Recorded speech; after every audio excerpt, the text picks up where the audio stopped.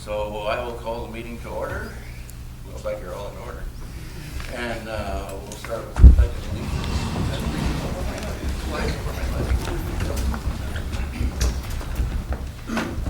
of allegiance to the flag of the United States of America and to the republic for which it stands, one nation, under God, indivisible, with liberty and justice for all.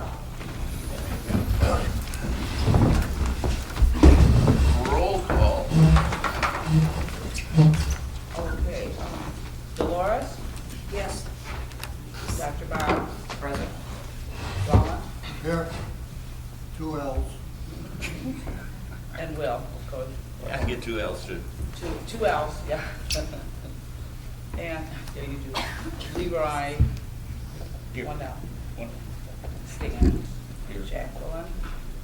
Myself, okay. We're done. Okay. Next item is approval of the agenda. Anyone have additions, corrections to the agenda? Would you repeat that? Ask if anyone have additions or corrections to the agenda. Old business, new business, old business. Okay, then I entertain a motion to approve the agenda. Could we have a discussion on that first? Oh, I'm sorry. Yeah. I was glad to hear President Maturin say last meeting that we're following Robert's Rules of Order. One of the fundamental tenets of Robert's Rules of Order is that a full and free discussion of any motion in front of the board is a basic right of the board of directors. Your duty today as the executive director is to stay impartial, of course, and provide that discussion leads to all the pros and cons, the negatives and positives of the motion so that we can make an informed decision. As such, I don't see how we could possibly pursue the agenda as presented without having it run into 4 5-hour meeting. If I look at what's presented as of right now,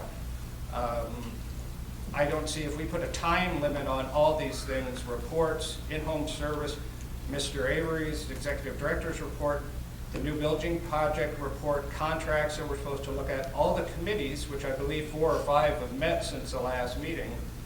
If we get to all this old business and new business, I don't see how we could possibly accomplish everything we want to do in less than 4 or 5 hours. I can't imagine the board would like to have a meeting that long.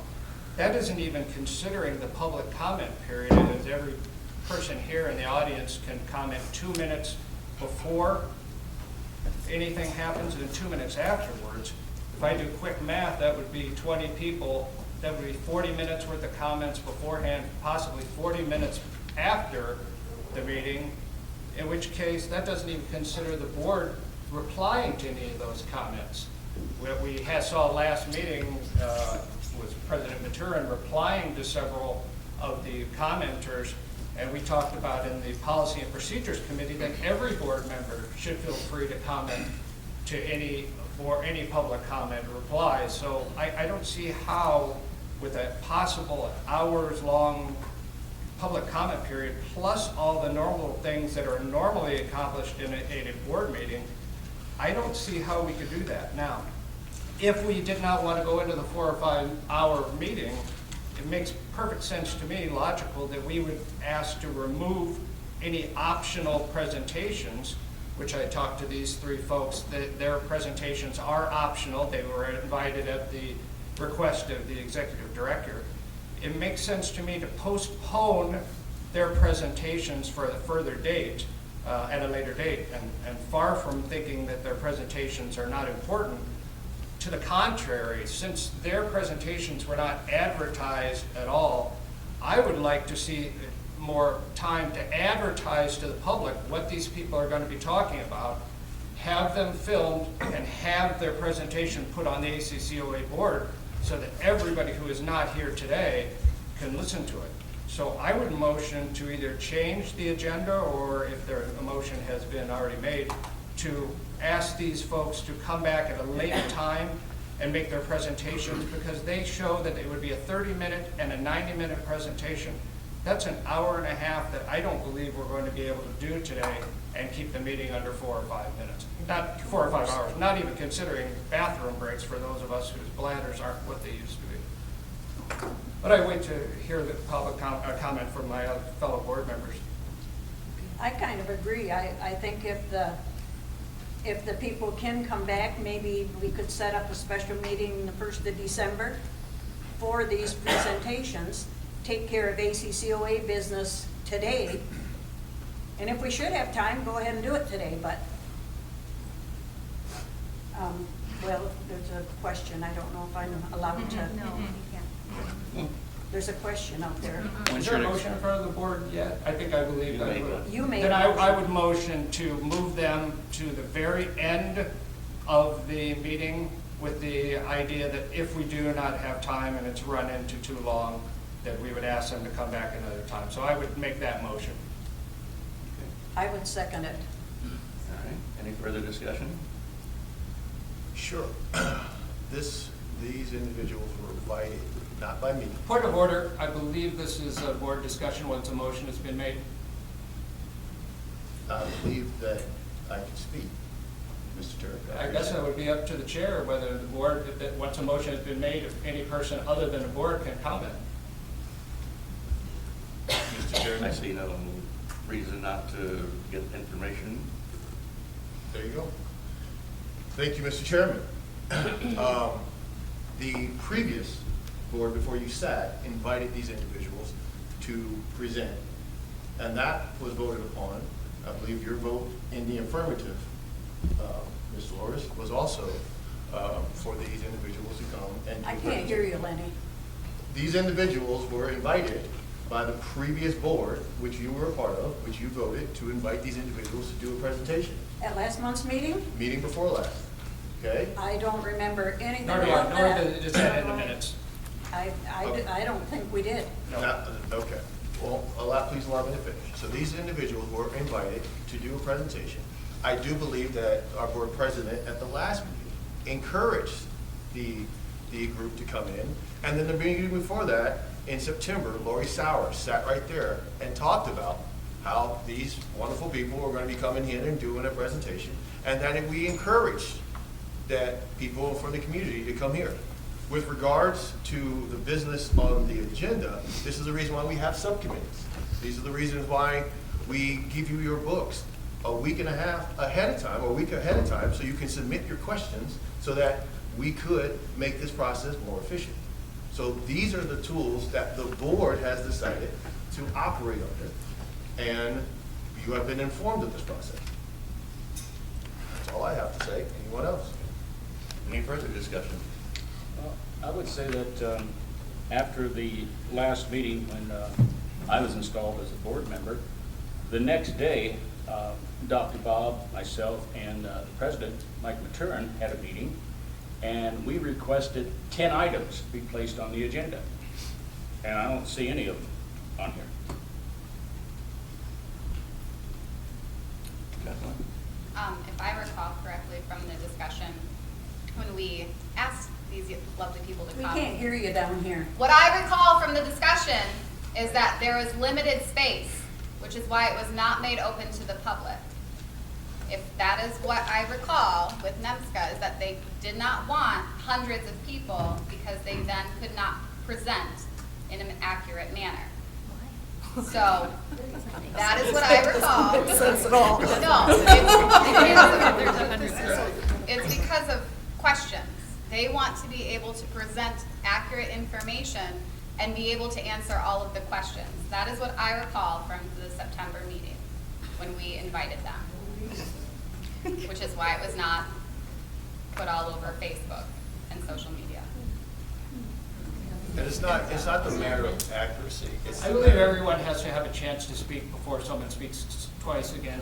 Mr. Turk, with all due respect, I'm just clarifying a point. I'll stand with my objection, Mr. Chairman. Noted. Dismiss. It wasn't a matter of accuracy, is that the presentation that they have presented was for the board with public to review.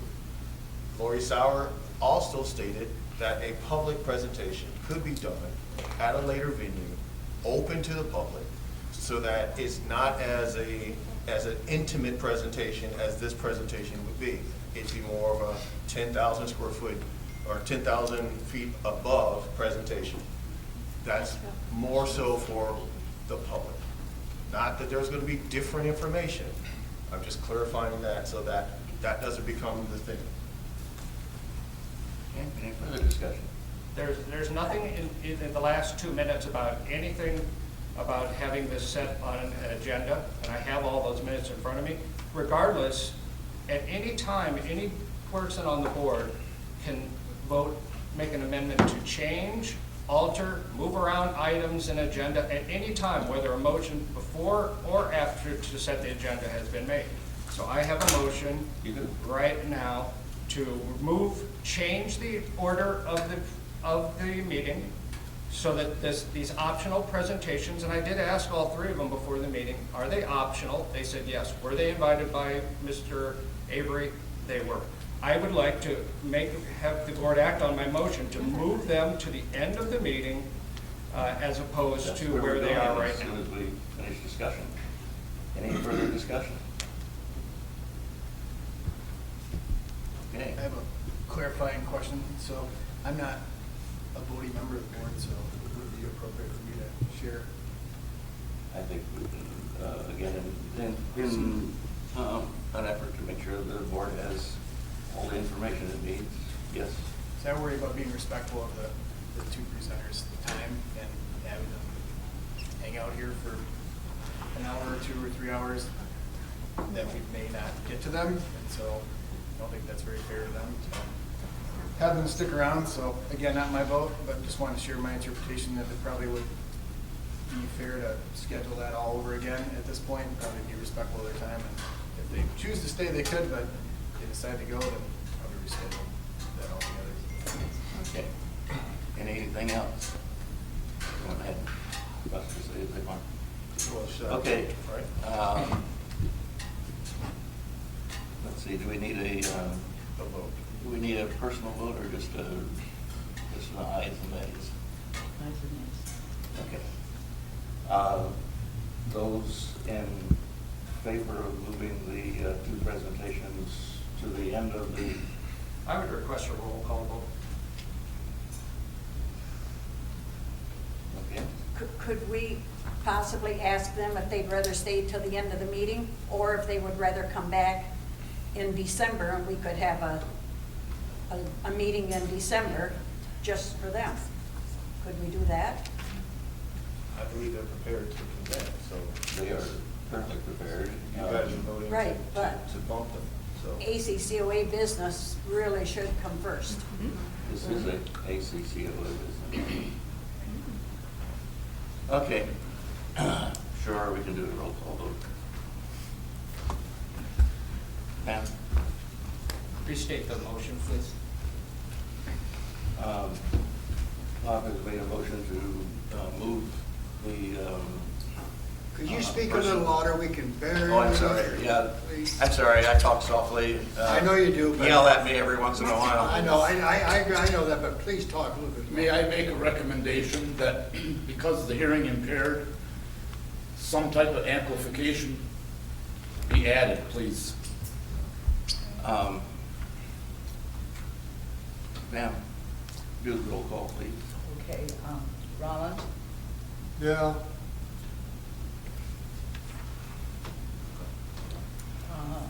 Doctor, Yes. Dolores, Yes. Dan doesn't get to vote. Will, No. Leroy, Yes.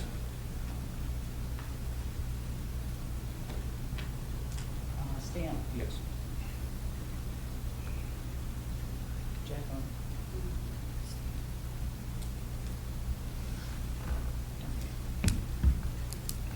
All right, You get it. and I get a vote. I have to vote no, because they've been invited. And I think it's presumptuous of us to move them from one meeting, which was already in October. We had requested they be changed because we were instating new members. Just- And what's the result of the vote then? Yeah. So, the yeses have it. We had 3 noes. I can't hear, we can't hear anything she's saying. The yeses have it, so our guests are bumped from the presentation. May I make a suggestion? Sure. I think we should ask them if they would rather stay for the next hour and a half or 2 hours, or if they would rather be rescheduled, instead of assuming that they would love to sit here for 3 hours. I assume that's fine, yeah. Well, that's a good thing to ask. Ted? Ted Vines, Habitat for Humanity, Northeast Michigan. I'd like to do my presentation, I can't speak for NEMCOG, at a later date, at possible. I don't know if you're scheduled in December or you skip into the new year. But I'd be more than happy to. Because we cover 9 counties, we're really busy, so I would like to use my time to drive back to Alpena, where my office is, and then drive back home where I live in Lincoln. So I'm back and forth, back and forth. So I would appreciate it if you would consider rescheduling at least Habitat. I will echo Francis Almani, Communication and Development Director for Northeast Michigan Community Service Agency. We as well would prefer to be rescheduled at a later date because we have afternoon appointments that we need to in a variety of locations. Thank you for having us come though, and we'll get with whoever we need to get with to reschedule for a future date. And I'd like to note that Another time. Yes, we have to. I would motion that we make us a meeting in December, possibly the same, whatever, 3rd Tuesday in December, and invite these folks back, hopefully. Okay, thank you. And it has not been a problem in changing our schedule, or at least my schedule. Yeah, and we would have to look at our schedules to see if December worked or not, so we'll have to figure that out. I'm sorry about you. Well, you repeat what you said, I'm sorry. I missed some out.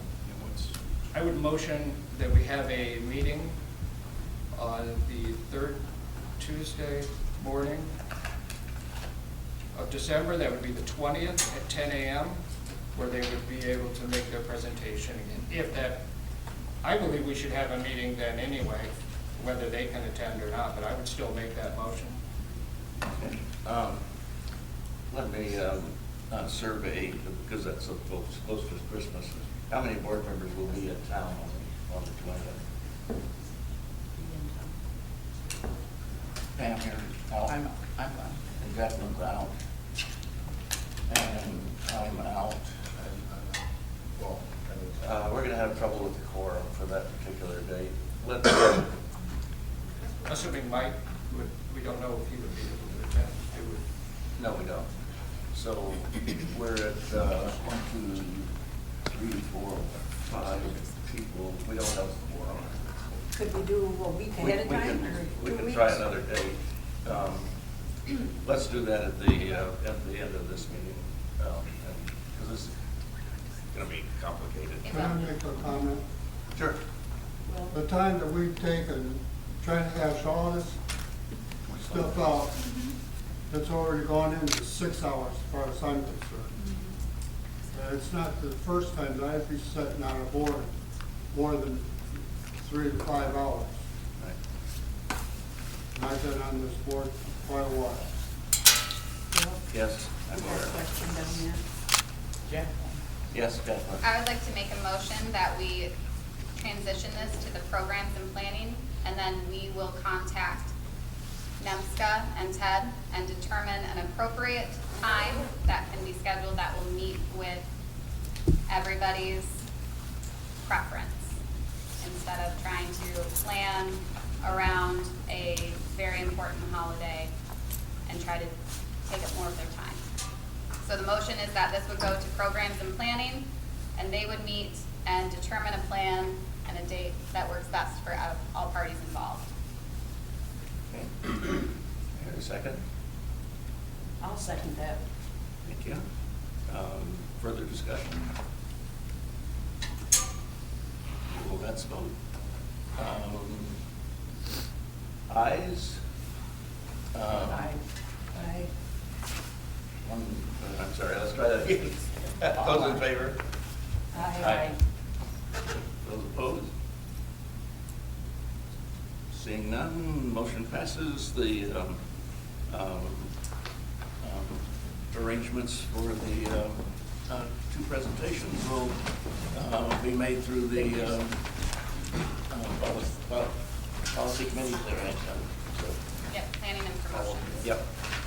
Planning, that's why. Okay. Now, we're back to approving the remaining agenda. Do I hear a motion to approve the agenda as modified? Do I have discussion?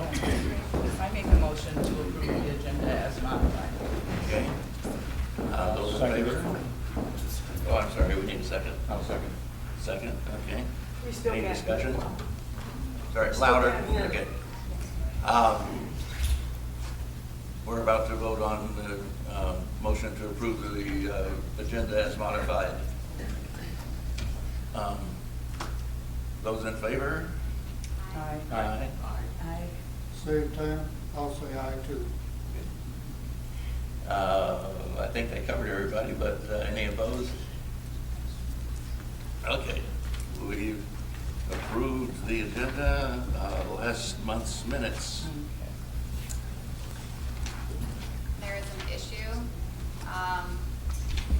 I nominated Will St. John to be vice president. I am not vice president. Oh, did I say that? Yes. Oh, we're back. Oh. It's okay. But I nominated Will St. John, and I do believe that Rollin seconded, or no, Stan did second. But then we all voted yes for Will. Correction. Thank you. Other than that. Other corrections? Additionally, I didn't vote on any of those nominations.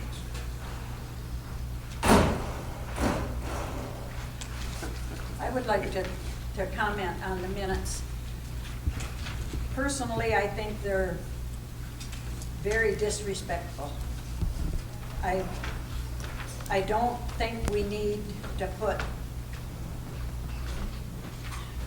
I'm just gonna say nasty things in our minutes. I think we could say, so-and-so brought up their concerns about the apartments and discussion followed. I don't think we need to say, somebody pointed their finger and the board president interrupted, said, I will not have you pointing your fingers at me. I think that sort of thing is not very professional at all.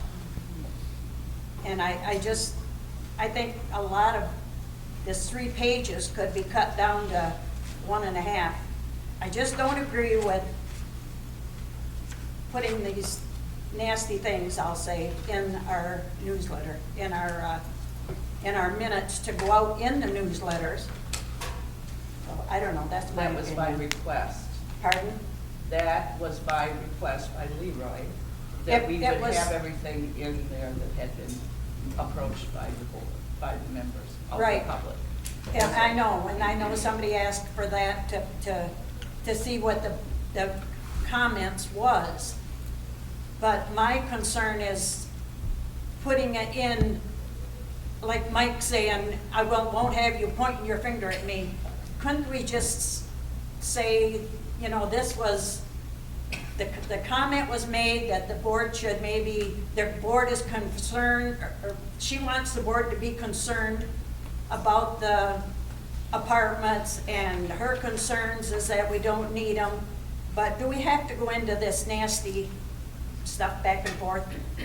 If I could speak, we addressed this in the Policies and Procedures Committee that just met. Yes, they And did. my suggestion, following up on a public comment from last month, was to have the meetings filmed so that not only could Pam, or Secretary Ashworth, take notes afterwards from the minutes from the film, but she could more fully participate in our meeting, so she was not having to take the minutes instead of being able to participate in our meeting. So we made that, and I think we all came to that agreement. Yes, we will have that, Yeah. thank you for bringing it up, I was going to. We will have a report from the Policies Committee at the next meeting, at least at the next regular meeting, to try to solve exactly this problem.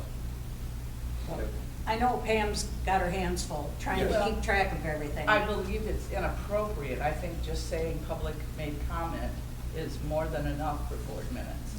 But Okay. I was requested to do that, therefore I did it. The Okay, request so- was just for, just a little overview of what the question was about. Yeah, I Didn't have to think- be detailed, just. Yeah, I think Leroy had less intention, Yeah. or no intention to get that sort of thing in the minutes. I I'm a believe we board have a reporter. I solution can't help myself. from the committee, which will take care of that. So, Thank you. Though for once, we got 2 L's in my name in the minutes. yes. Yep. Okay. Any other comments on the minutes? Any other discussion before we seek an approval? Could you tell me again, so we know that about Jacqueline, but we're going to no longer put anything in the minutes that's negative about Right. public comment? Right now, we're operating under the same rules we operated under last time. Okay. I expect that to change. Okay. I will Thank you. make a motion to accept the minutes with the amended correction. Second. Thank you. Those in favor? Aye. Thank you. Okay, public comment, 2 minutes. I'm sorry, I know very few names, so if you would, tell me your name and I'll try to start remembering. But I'm an old man, it'll My take me name's 3 Rich times. Bray. Rich Bray. Okay. I'm from Harrisville, a senior citizen. Okay. And I would like to direct you as board members, with all respect, directly.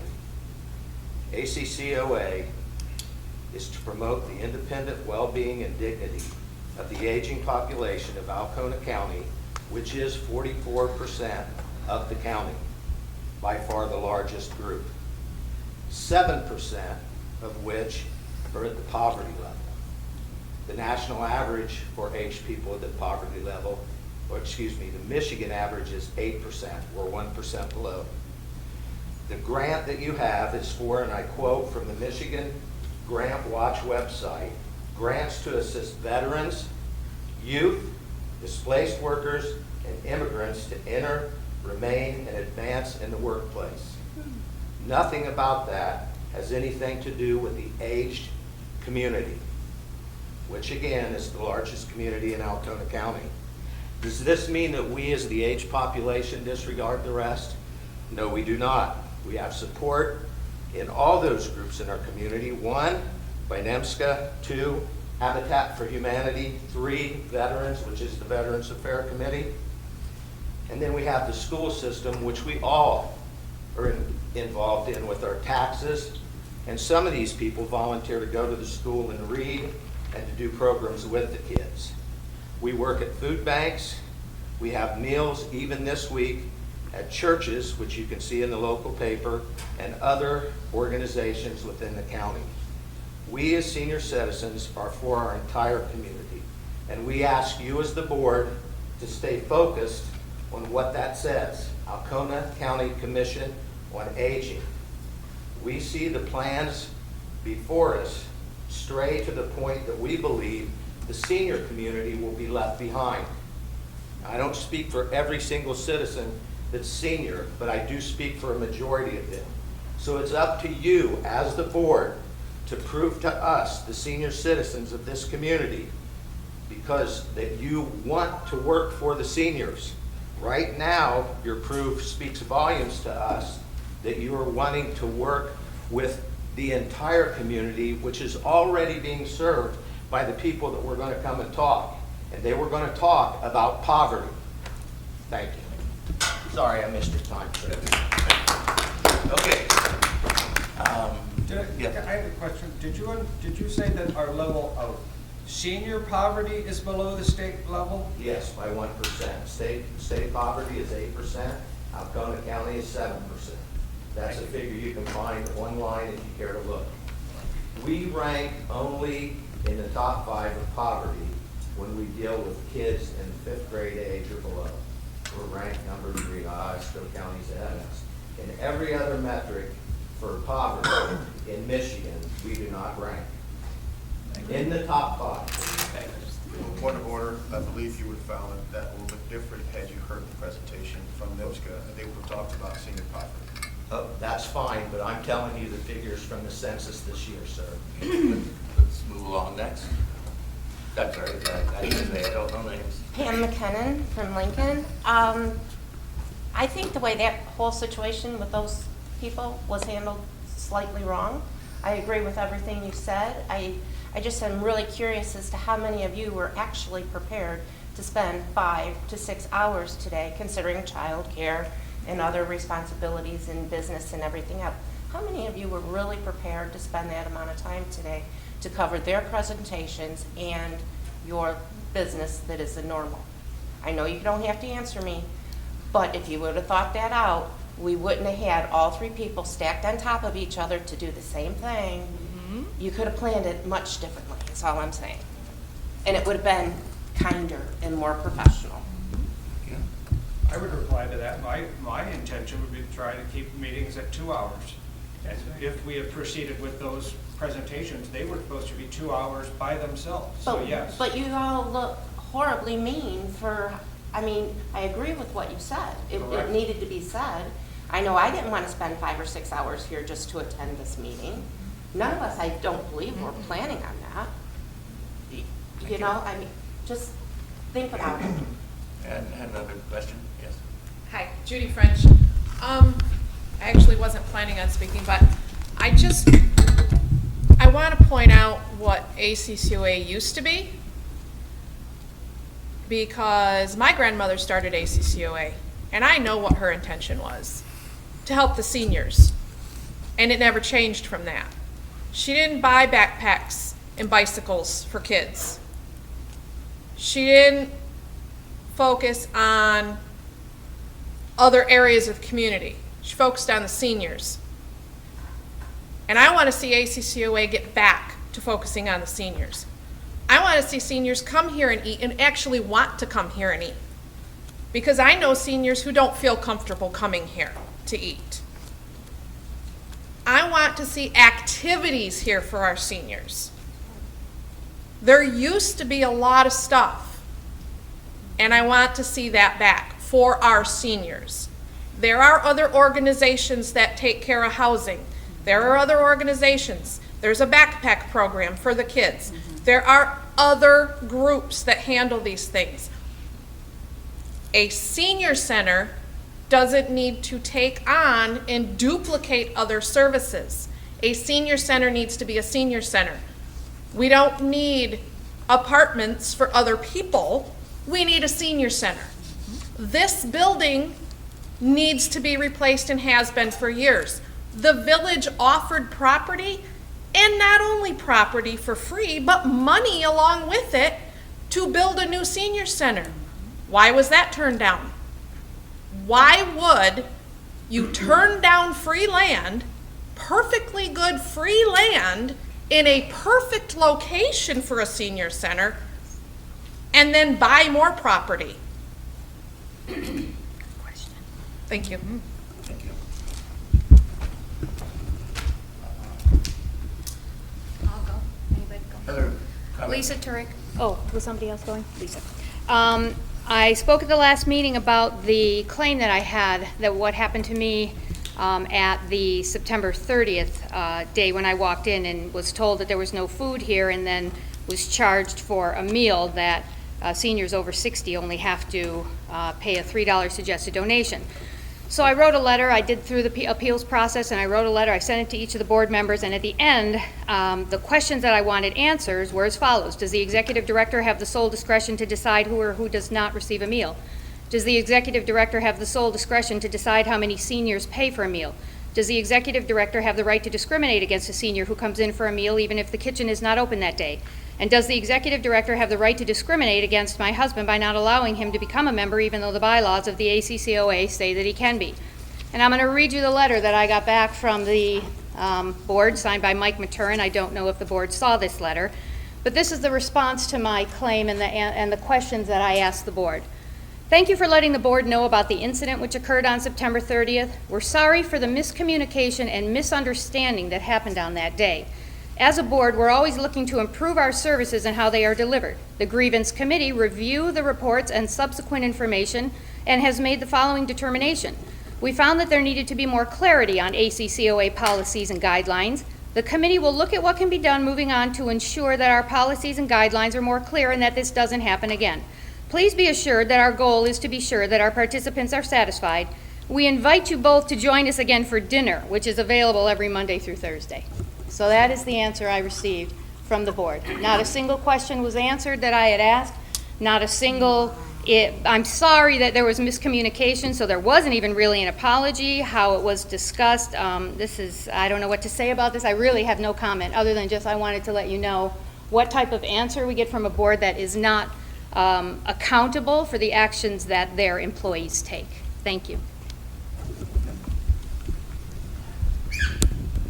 More comments? Yes, sir. I also wasn't going to say anything, but I was observing while the discussions were going on between you on the motions and the preliminary things that you were discussing. And I was observing the vice president of the commission and the director. And what I observed, now this is just me, I observed that the director was taking over the meeting and not you. He was answering the questions, not you. And what I'm concerned about is, who's in charge here? The commission board or the director? And you guys better figure this out. Because if you don't straighten this out, you have to remember, he works for you. Yes. You do not work for him. Please understand that. And the observation is, from many of us, is that you guys are working for him.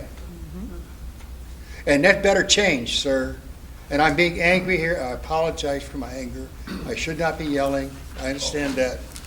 But what I'm saying is true. And I hope that you really listen to this. Thank you, Jack. Any further comment? Okay, thank you all. We're down to the commissioner, to the reports. Bill Thompson is not present, so we're not going to give you a pictures report. Superintendent's report, Dan? Yeah, just a couple of items. Obviously, we had power outages in the county a few weeks ago. Ended up having to close school for Monday because of food and refrigeration units that we couldn't guarantee would be ready to go for students the next day. Then, of course, we had a snow day already as well, so 2 down out of our 6 allowable forgiveness days. Working on wrapping up our boiler replacement project at the middle high school. That's just about set, and we have 2 more pumps that we're waiting on some supply chain issues, but it'll be good to have that project completed and ready to go. Working on a kitchen renovation for the summer utilizing sinking funds. So that is a 60-year-old kitchen, essentially, that has very poor ventilation that we're working on addressing for the workers and students that will utilize in the kitchen. A pretty tremendous focus right now on trying to create a teacher prep program at Alcona Community College because of the lack of education candidates. ACC has not had a teacher prep option locally for any community members to try to be able to help funnel some more education candidates our way. So trying to work with ACC and the AMA ESD on that potential partnership opportunity as well. So we're excited about that. And as always, we're looking for volunteers and substitutes. So very short number of people that are, especially in the substitute realm. So if anyone knows anybody that would be willing to substitute in any of the areas, whether it be custodial or bus driving or paraprofessional or teaching, we'd be thrilled to help people work their way through that process. So, A lot of work. Well, what does that have to do with the ACCOA? Been invited to share an update from the school. Okay, I was just curious. Yep. NEMCOG report.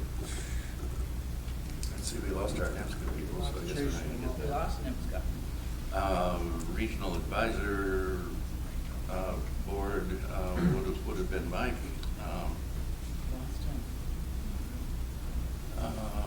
Okay, now we have, next, questions regarding, the reports, from the departments within ACCOA. First one here is in-home services. Anyone anyone on the board have a question about the in-home service report? Do we have that in our packet? Yes, you do. They're on right here. The first orange one. In the back one. It's the first one.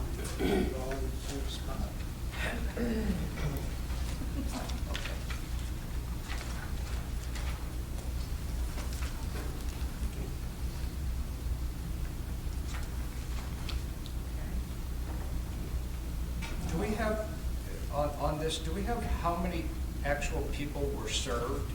I see the number of personal care hours and respite care hours and homemaking hours. Do we have a list of how that was broken down? How many people received personal care? How many received respite care? How many received homemaking care? We have the We hours. certainly have that within the, Could I ask that that be NEMCOG put in records. future reports? Sure. What's this up at the top? Personal care? Yes. 59. Lenny, can you make a note to just add the Can How we many do that? individuals person are numbers? served? But can we do that? Because we're putting their name down? No, not names. No, Just the number of- Just how many? So if it's 6 or 17 or 148, that's the information you will now have. Yeah. Okay? I have a question, Will. Sure. I probably should ask this to Caitlin, but when we have a direct care worker go in the home, it says here that they give bed baths, change colostomy bags, and empty catheter bags. Is our direct care workers trained on what to look for and how to do all this? Or do they just go in and do it? Let me pass that question to Lenny, who I'm sure knows the answer. Rest assured that all the services that we provide, I can't hear you. I said rest assured, that all the services that we provide, our staff go through training, and we have an RN on staff. Right, but she's not in this house. The direct care workers receive training to provide the services within the scope that they are providing. So those are the things, if a particular client has a certain need that is above the scope of what we cannot provide, we refer them to other agencies within the community to receive those services. All the services that we provide, training has been given to all of our direct care workers to provide those services. So they are trained to do this. They are trained to do the services if they are requested. Okay. Food services, any questions about the food service report? Oh, I'm sorry. Well, do food services first. Here again, could I request the same thing? Could I have a breakdown of how many individuals are Sure. getting,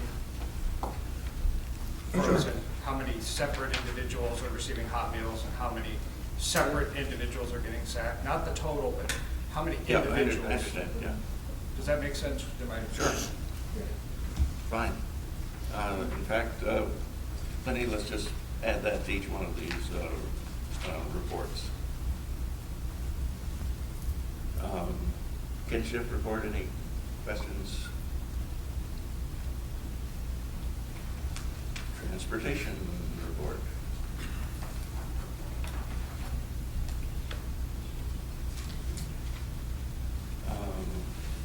Food bank report.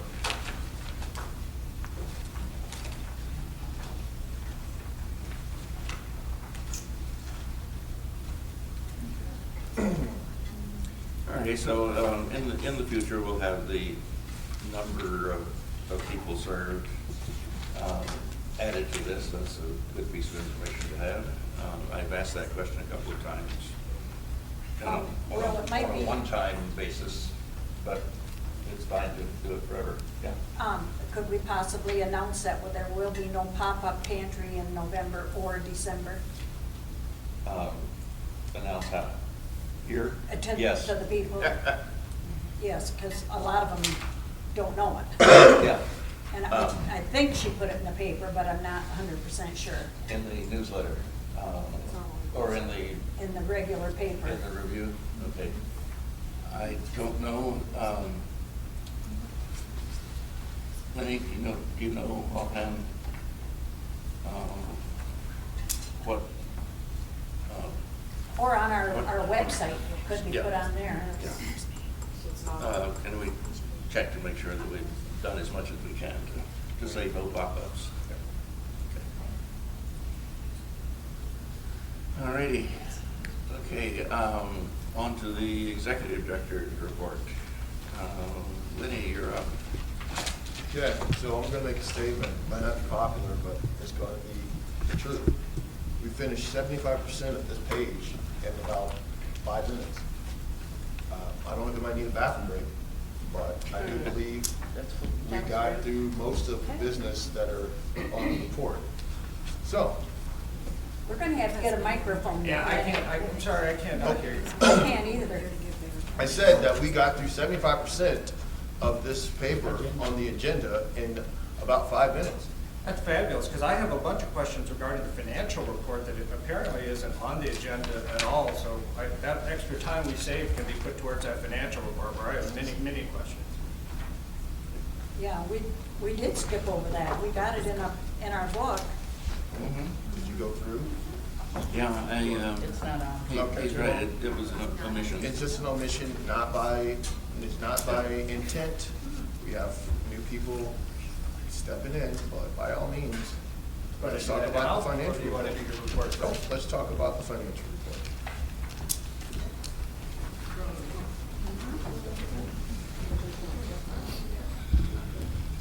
I have some questions about on the back of the first page where it says income statement. Down about half the way where it says advertising dash admin. The last 12 months, we've done 13,000. Well, first I should ask, is this confidential information, anything I'm speaking about? I would not want to release anything that the board considers confidential in any way. Is anything in this financial report confidential? Certainly there's information about people's salaries in here. I don't think that's in here this time. Correct, so if we don't talk about someone's salary. It's on, It's in the operating expenses. it's under, for instance, the wages for administration, which is the salary of But it doesn't, the manager. it doesn't say a name, it just says wages. Just wages, yeah. That But, difference. but those are the wages of a particular person, easily identifiable. So, yeah, that, Was there anything else, including the yeah, Edward? that's one thing. So yes, there are confidential things in here.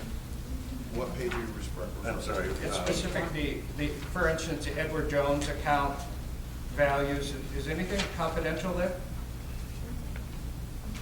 That would be at the very back of the financial report. I think there's been some confusion as to what is confidential in our board packet. I don't think we're saying that the whole packet is confidential, No. but there is confidential information in there. And I guess the only way we talk about this in the policy and procedures is to specifically ask what is confidential. And so I'm asking, is there anything other than the patient's or person's names that this board considers confidential? In the confidentiality agreement that you provided, it spells out what was considered confidential. And I'm sure we'll get to that in the policies and procedures. We haven't as of yet. But is there anything, But you I'll provided that restate the information. question in case, Yeah. is there anything that the Yeah, board considers confidential in the financial report? Other than what Let's the see. vice president said, specific name and specific wages? I don't,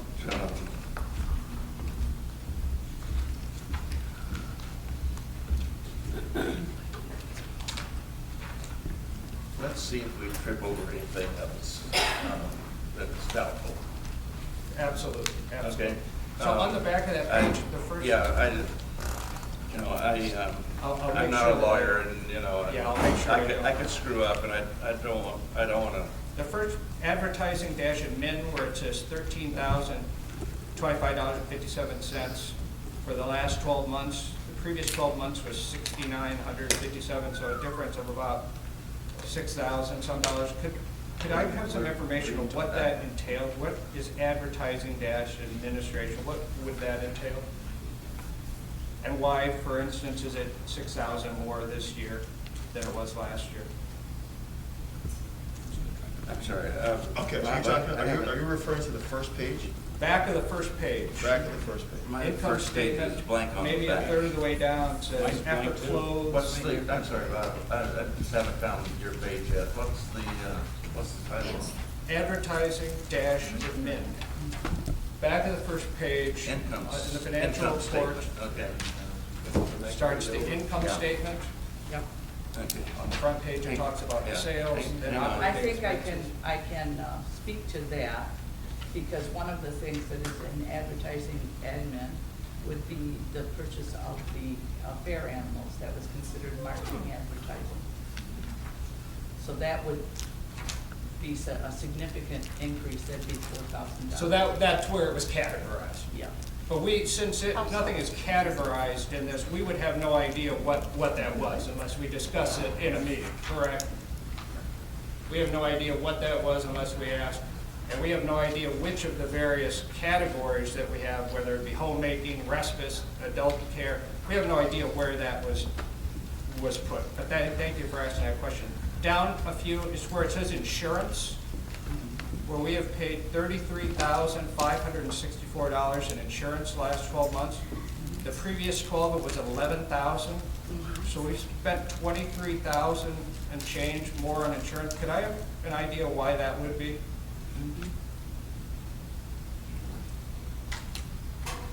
About 5 lines under where we were, the advertising admin, we go to Alcona review, then insurance workman's comp, insurance Blue Cross, legal fees, and then insurance, where it's gone up 20-some thousand. Could I have an idea why that was? Our premium rates increased, like most everybody's, in the states, premiums increased. Did they explain why they tripled our insurance rates? Was there any reason that they tripled our insurance rates? That's where you're gonna trip over confidentiality. So We can't. we can't discuss this in an open meeting. We can clear a room and they're happy to talk to you about it. Why is that confidential? That should be opened up, what the It's our insurance money. should be covering. I think you might have answered my question. Yeah. And then down lower, maybe 10 lines up from the service contract, it's from the bottom, it says service contract / new building project. Everyone see that? It's a total of $42,075. Am I to assume that that is what we spent in the last 12 months that's been put forth towards the new building project, obviously? Is that miscellaneous administration? Maybe 7 lines up from the bottom, $5,020.95, where the previous 12 months it was 0. Can I ask what that might be, miscellaneous administration, what that might include?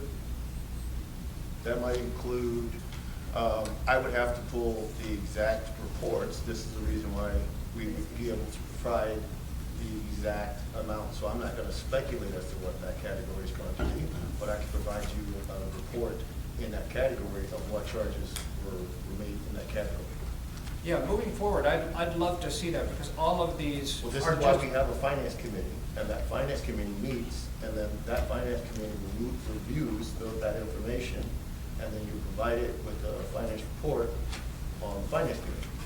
and then how, if that happened that way, how would the public know about that? How would the public find out that information?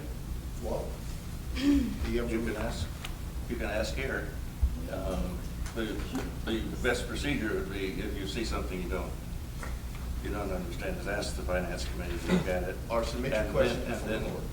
So I would, in this scenario, I would write down all the questions I have, which there's many more, Yep. give them to the finance committee. They would answer them back to me, either in writing or whatever. Yep. And my question would be, how would the public still find out about that if they had these questions? Because we It's would just read- not confidential we- We information. would read How your would they know? question, and then we would provide the information in the report. So Bob Turk asked questions about the miscellaneous category. We researched, these were the charges for that category, and we would go through and give it those things. I think that The would be finance perfect. committee will add whatever information any board member That would be wants perfect. about anything. If we got a financial Yeah. committee The only, report, the only thing would be, if it was a confidential item. perfect. Yeah. That would But be you were- perfect if You were we made aware, Mr. Turk, that you were advised of these processes, and you were told that this is how we could do, and you could find these questions. So all the questions that you had, you could have had 3 weeks worth of answers waiting on you. So you were provided the standard which the board chose to operate, and I asked you and I gave you several opportunities to speak with me in any of your questions. But what about the public? Thank you. Thank you. When, If things were reported in a financial committee, that would be wonderful. I went over the last minutes for the last 3 years. There's not been a single financial committee report listed, period. There's only been 2 committee reports, period, listed in the last 3 years. One in May of '22, which is bylaws, and one in July of '21, which is building and grounds.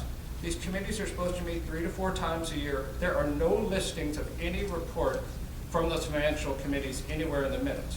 So hence, that is why I felt like I needed to go, actually, to get these information. I think they're simple questions. I think the public would probably like to know these also. I have more. If well, you let's. don't mind, Mr. let's, Executive Director. Let's take your questions, unless you have something that seems really critical to you. I do. I have. Let's take the others, send them off to the finance committee, and we'll have answers at the next meeting. Perfect. And so And one of those we'll would. do and that into the future. Is the Now, financial. I agree, committees have not met as often as they want. And in some cases, they've met, not done minutes, and so there's no record for you to see. But there's no reason we can't go forward with a procedure that says, if you don't understand something in any report, when you get your board books, ask the appropriate committee, and they will go through, and typically, the answer will show up. There'll be a split out that says, okay, we spent $20 for stamps and 40 bucks on mailing envelopes, or whatever the stuff is, and and unless it trips over one of those things that are confidential, the answers will be public. So. And if they be made public in the financial committee meeting that is supposed to be done. I'm sorry, say Here that in again. public, how would they be made public? If I ask them a question, they reply to me, how would the public get to know the answers for this? If I see a credit card bill for $5,000, how would the public get to know what the breakdown of that is, what was spent there? How would the board members know of that credit card bill, what went into this, what went into this, without any accounting that we're getting as a board member? It seems more practical to give it to each board member. It would be more time efficient to give the breakdown to each board member rather than making each board member have a specific meeting with the financial committee of their own question. It's in your board book. Like, I don't understand what you're talking about. The purchases, What everything I'm is in saying your is, board book. if there's, if you wanted to have an accounting of, say, raw food here, it's $9,000. You want to know how much beef was purchased, that's fine, we'll put it in the report. But it's already in the report book. That's what I'm. If he wants a breakdown of that particular thing. In the interest Like, of if brevity, there is- I'll wait for the If remaining. Here's the thing, I'm not placating to the crowd, so here's what I want you to understand. What you reviewed was a cover sheet. If you would scroll to the subsequent sheets that follows, you see the breakdown. So if you go to, I don't know, page 28, 27, somewhere in the report, it shows the building fund, it shows what was spent, it shows what was spent in the categories, and where's the budget that's Yeah. allocated. Wonderful. So if I- So allow me to finish, sir, please. So then if you wanted a detailed report, you would just submit your questions when you had the week to review the entirety of the book. Then you can say, hey, I have a question about discharge. Dolores does it all the time with us. She comes in and says, hey, I have a question about this, and we give her the information. So if you want that information, we can present that information. Now, the Finance Committee would provide their reports. The reports can be attached to the minutes. That's the way the public is. So if the committees don't meet, it's not I'm hiding something, it's that the board doesn't do the committee minutes. I took the liberty and typed up the committee minutes for this one because there were no committee minutes that were taken. So, but again, to answer your question, if you have these questions, the process has always been that you submit your questions so that we can research this. So it's not just we're sitting here looking like we don't know what we're doing. We have very detailed notes. Everything is accounted for as we go out of this building. So there you go. Great, thank you. The process that you're referring to, I've not been aware of that at all. That was not in my board packet at all, that the way to approach this, but thank you going forward. So I'll in the interest of brevity, we can move right along, but I will have more financial questions during the financial committee report that I believe they didn't meet this week. So, thank you. Okay. You have these pages? So wait, I said the financial committee didn't meet this week? Was that his last statement? Yeah. Okay, I believe they met on the 18th, right? Of Yeah, oh November. yes, it's last week. Yeah, thank you. Yeah, they met recently. So. Okay, let's see. Does anyone else have questions about the financial report? Okay.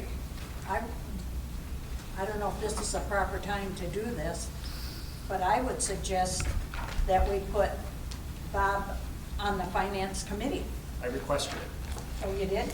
Yeah, I would like Yeah, that. based on the Then he can, because there's a lot about this finance stuff that I don't understand. I mean, I sign the checks, and if there's, you know, like yesterday, I had 3 or 4 questions regarding why is this person getting this and whatever, and I look at some of the statements, and Stan is on it with me, and I mean, for us to know all of this, it's very difficult.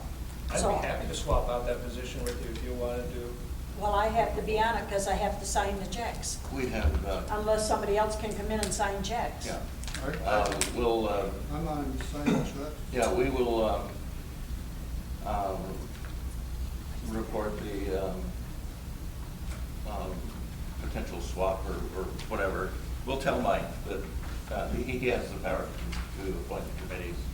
I'm not going to act in his temporary absence. The agenda so- says we're going to discuss the, someplace here, it says, subcommittee updates. Would that,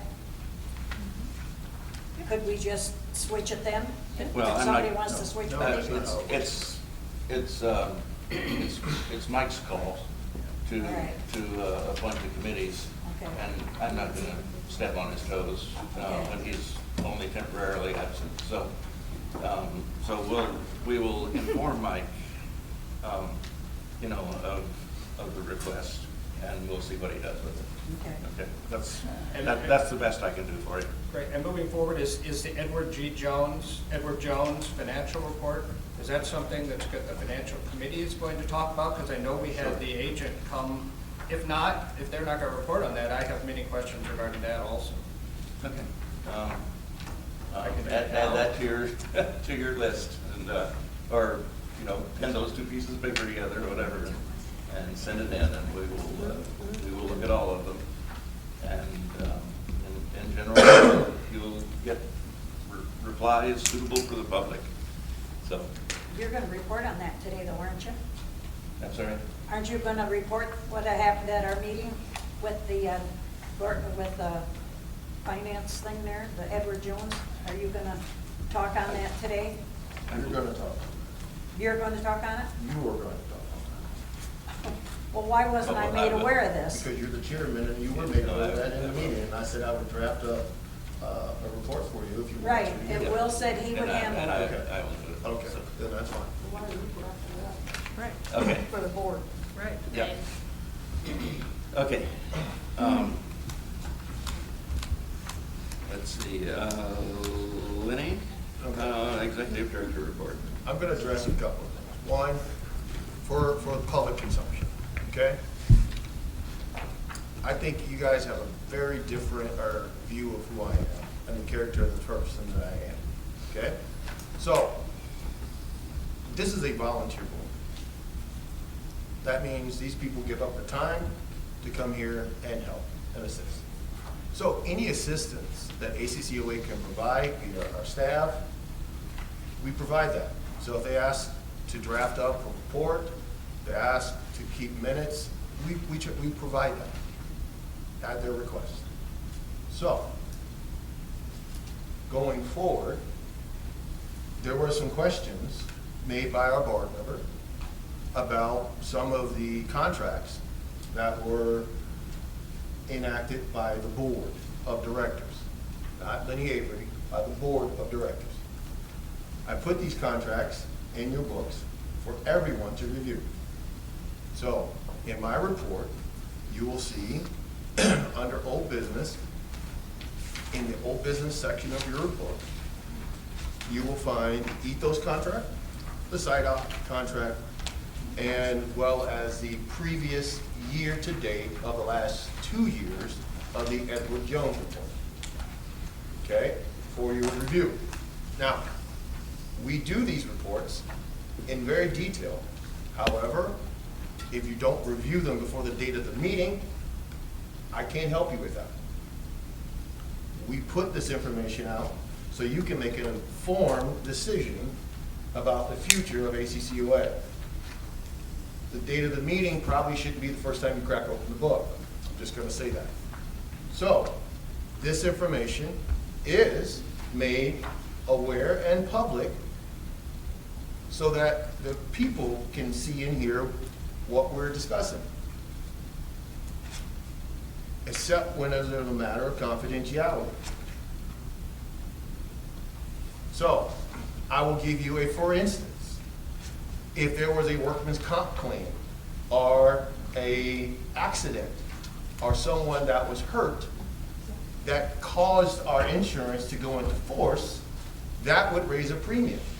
But it also would trigger a confidentiality, not some mismanagement of funds. So, that is where we say that might be a point of confidentiality. Not a point to grandstand, not a point to say that we're hiding something. We're just letting you know that might be a point of confidentiality. So, at any point in time, does anybody have any questions based off of the reports that are in the old business? Because these contracts were already approved by ACCOA for those services that we are currently using. I believe you had a question, Mr. Turk, about the Edward Jones report, and I believe that you received those 2 years for your review. Yeah, thank you. Is that confidential? It doesn't sound like any of that is confidential. Do you have a specific question? Is any information regarding our Edward Jones amount of values, the account status, the preservation, our year-to-date return, our 3-year return, is any of that confidential that can't be released to the public? It's a I matter know that's a of... board question, not just for you. I would think that's something the board would need to decide.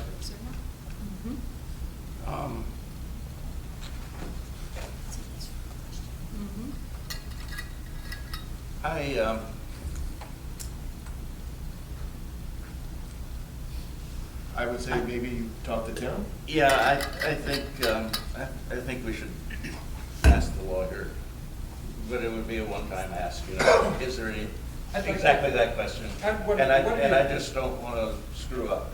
Yeah, Okay. I'd like to know the board, what would your concerns be for not releasing that information? It's not a patient's health information, no names on other I understand funds that. we have. Yeah, and as far as, you know, if I had a lovely law degree here, I would say, no, I don't think there's anything confidential in that, but let me find out.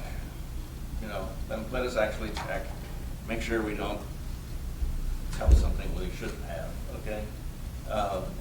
we'll have that answer at the next meeting. So, you know, we'll know that shortly.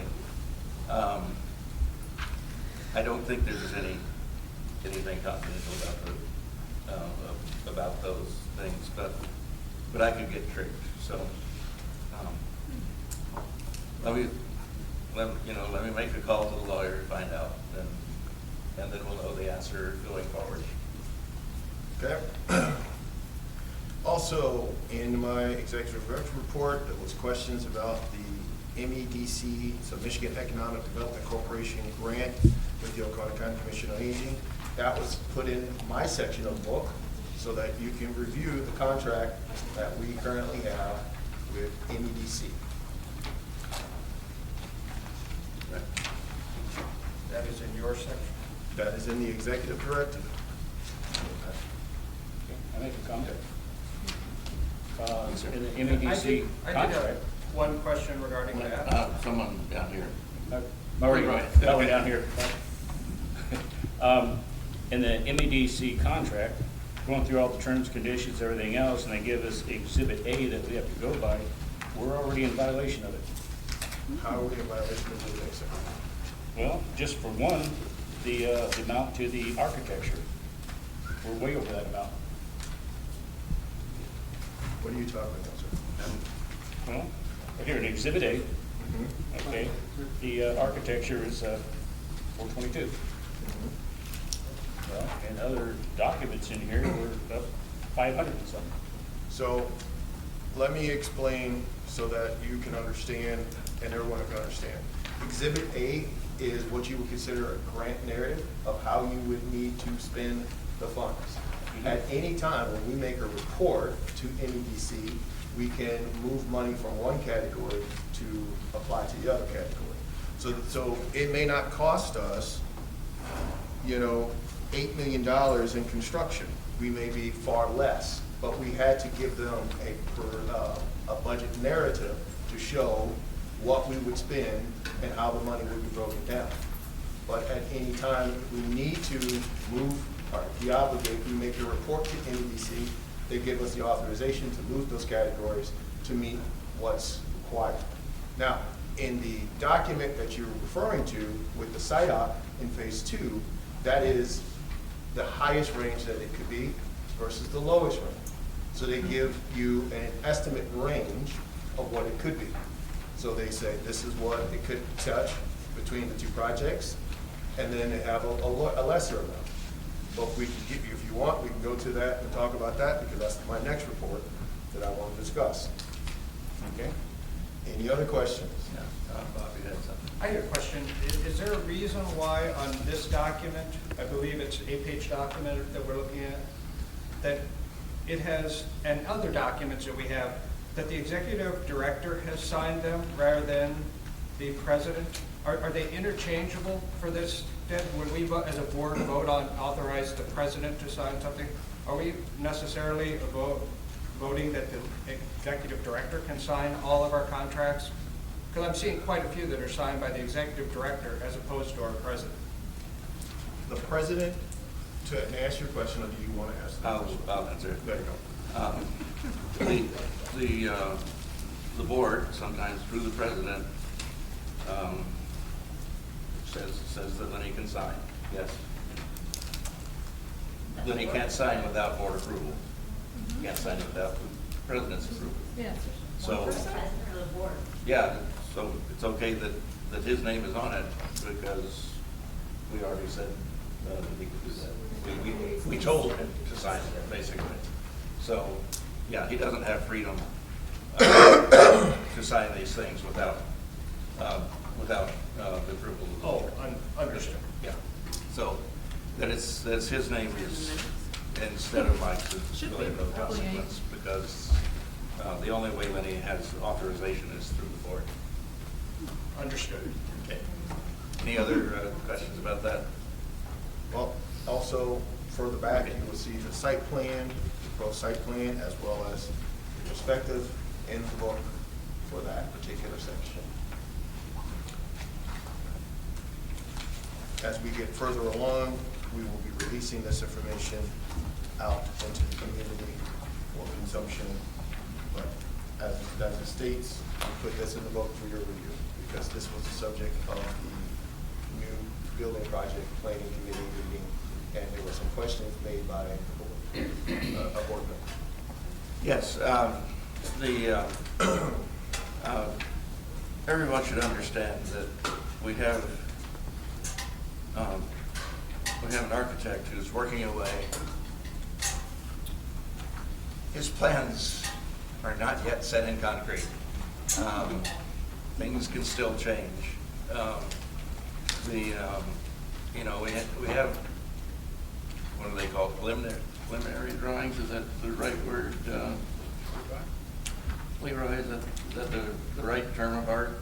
Preliminary drawing, something like that. Anyway, we're some distance from having anything that's, you know, really locked down in concrete. That's going to be a while.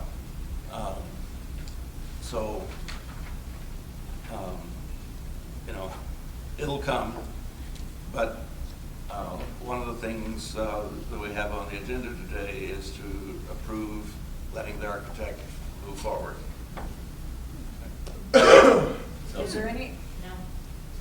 Is there any way we can get a larger printout of the community center and maybe even the apartments?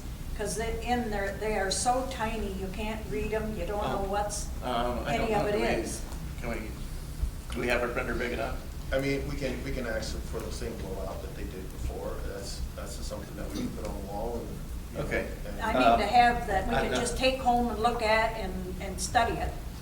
I mean, this is a page. I would have another request that, you know, since the senior center has gone from 13,000 to 32,000 feet, I've yet to see any type of floor plan, what the plans are, what's going to be in there, Well, any of that. That's the part that we're about to talk about, which is allowing the contractor to start drafting those things, because now we're ready to proceed forward. And that's the next agenda item, which is right next, which is the site group. Okay, but what I'm talking about, does the board or the public or anybody else have any input as to what is going to go into the senior center? How it's going to be laid out, what the purposes are going to be? And to, again, I answered this question with you, and I'll answer it again for everyone who continues to ask that question. We did survey the public. No.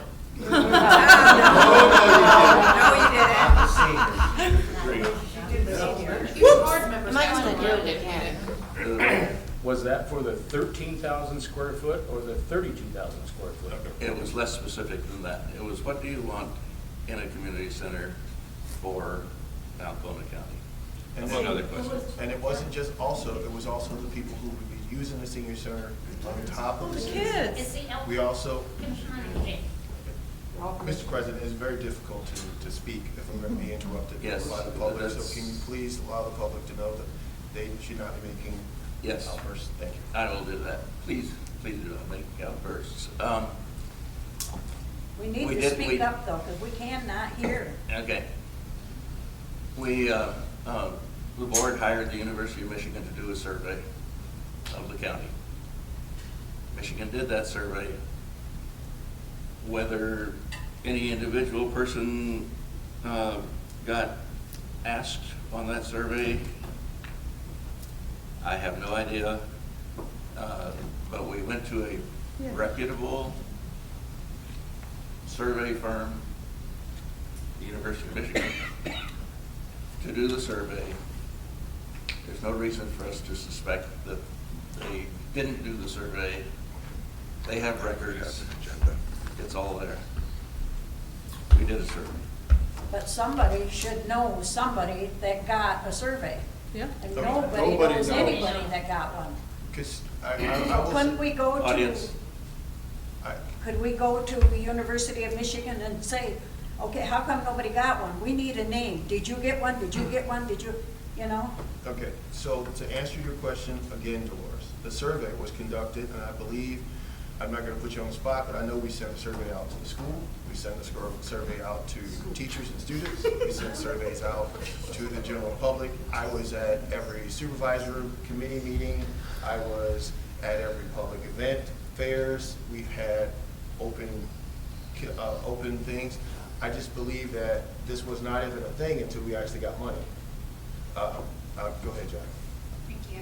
I know 3 seniors that did the survey because they are my parents and my grandmother. So they did do the survey. They went to one of the public events. They scanned the QR code and they completed it while we were right next to them. They completed the survey with their grandchildren in mind because they want to use the community center with their grandchildren. And so a lot of the things that they asked for were things that they could do with their grandchildren in a center that was for the community. So there are people who did it. I know I did it, and so did my parents, who are seniors. Which brings us full circle. This is the senior center. We were supposed to be focused on the senior center. The bylaws, purpose. ACCOA is a non-sectarian, non-profit 501c3 organization whose purpose is to provide programs and services for senior citizens, to provide a forum to define the needs and desires of senior citizens, to work cooperatively with other agencies to communicate and promote the interest of senior citizens to legislative bodies and news media on political, economic, and social issues, to assist senior citizens in channeling their questions and concerns to the agency or authority most appropriate to provide an adequate response, and to promote and secure federal, state, local, and private funding to support the operation of senior citizen programs and services. That's the purpose of ACCOA. And I think, I'm sorry, but I believe the board and the ACCOA has lost their way, lost their purpose, their vision. We are supposed to be serving the seniors of this county. And personally, I really have a difficult time with the senior center being land developers. There's other agencies to do housing. I think Habitat for Humanity, was here, and other agencies. Someone mentioned the fact that the senior center was given 10 acres of beautiful property and enough money to the excavating and make it shovel-ready to build a senior center. And I don't know why it was declined. I never even heard about it. Do you have any effort? Do you have information about that? Of what? Yes. You made that statement that was given to the senior center. I mean, It was offered to the senior center, to you, okay. And what money was offered? $60,000. Okay. So I will do this, and I will explain a lot of things that I guess you're coming to the party. Did the board make the decision on that? The board did make the decision. The land that was offered is very difficult to develop because it's not flat. It has a lot of divots and it's not developable. We looked at the 40 acres. This is the reason why they still own the 40 acres, because trying to get water, sewer, and all the different things that are not near the amenities. The board declined that offer because they wanted to have a center that was more frontage so people could see, not tucked off in the middle in the woods someplace. So, also, there were some other conditions that was attached with that, with those funds. So, the board made that decision. We are re-legislating the decisions of the board that have already been made. Right now, we're trying to move forward on the decisions that the board has already made. So, again, a survey was conducted, information was provided. Based on that survey, we will have a community assessment of needs reports that will be ready in January for the boards to review, in conjunction with NEMCOG, who did their community needs assessment, who would have presented that, but you guys voted to escort them out, or not have them present. Well. Basically, the things that you're mentioning, you said Habitat for Humanity, but Ted Fines would have been happy to explain in his presentation what Habitat is capable of doing. So to refer to these individuals who are not here to discuss their point of view, I think is very disingenuous, because they were going to give us the board. I think I just mentioned Habitat for Humanity as one example of those that could. Right. And as far as the land not being flat, my God, have anybody looked at this property? We did, we had a survey. Yeah. So, I mean. Well, I looked at the property that the Lincoln was willing to give us also, and looked pretty buildable. So, to move forward, the SIDOC group is ready to enact the second part of their contract, which is to start the process for request for qualifications for a general contractor, to start the qualifications process for people to submit, with local contractors, to submit for request for qualification for both the housing portion and the construction of the senior center. They're also ready to start drafting plans, to start contacting and getting permits and pulling permits. They're ready to enact the second part of the contract that this board approved, I believe unanimously, to move forward. I guess I don't understand why the next contract puts the housing before the community center. I assume we're looking in the new business. We've kind of moved ahead to the new business. It's all kind of blended together here. And I have those similar concerns. It says in paragraph 2 there, which is under the new business, that first paragraph. The second paragraph says specifically with primary focus shifting to the housing element. And down in the third paragraph, it says, puts phase 2 of housing in front of phase 3, the community center. I'd be curious about that. Both phases, sorry, I apologize. There's some carryover from previous contracts and proposals that have slid in here. We have rearranged so that the senior center will be prioritized. Not that the housing project Is that in the contract?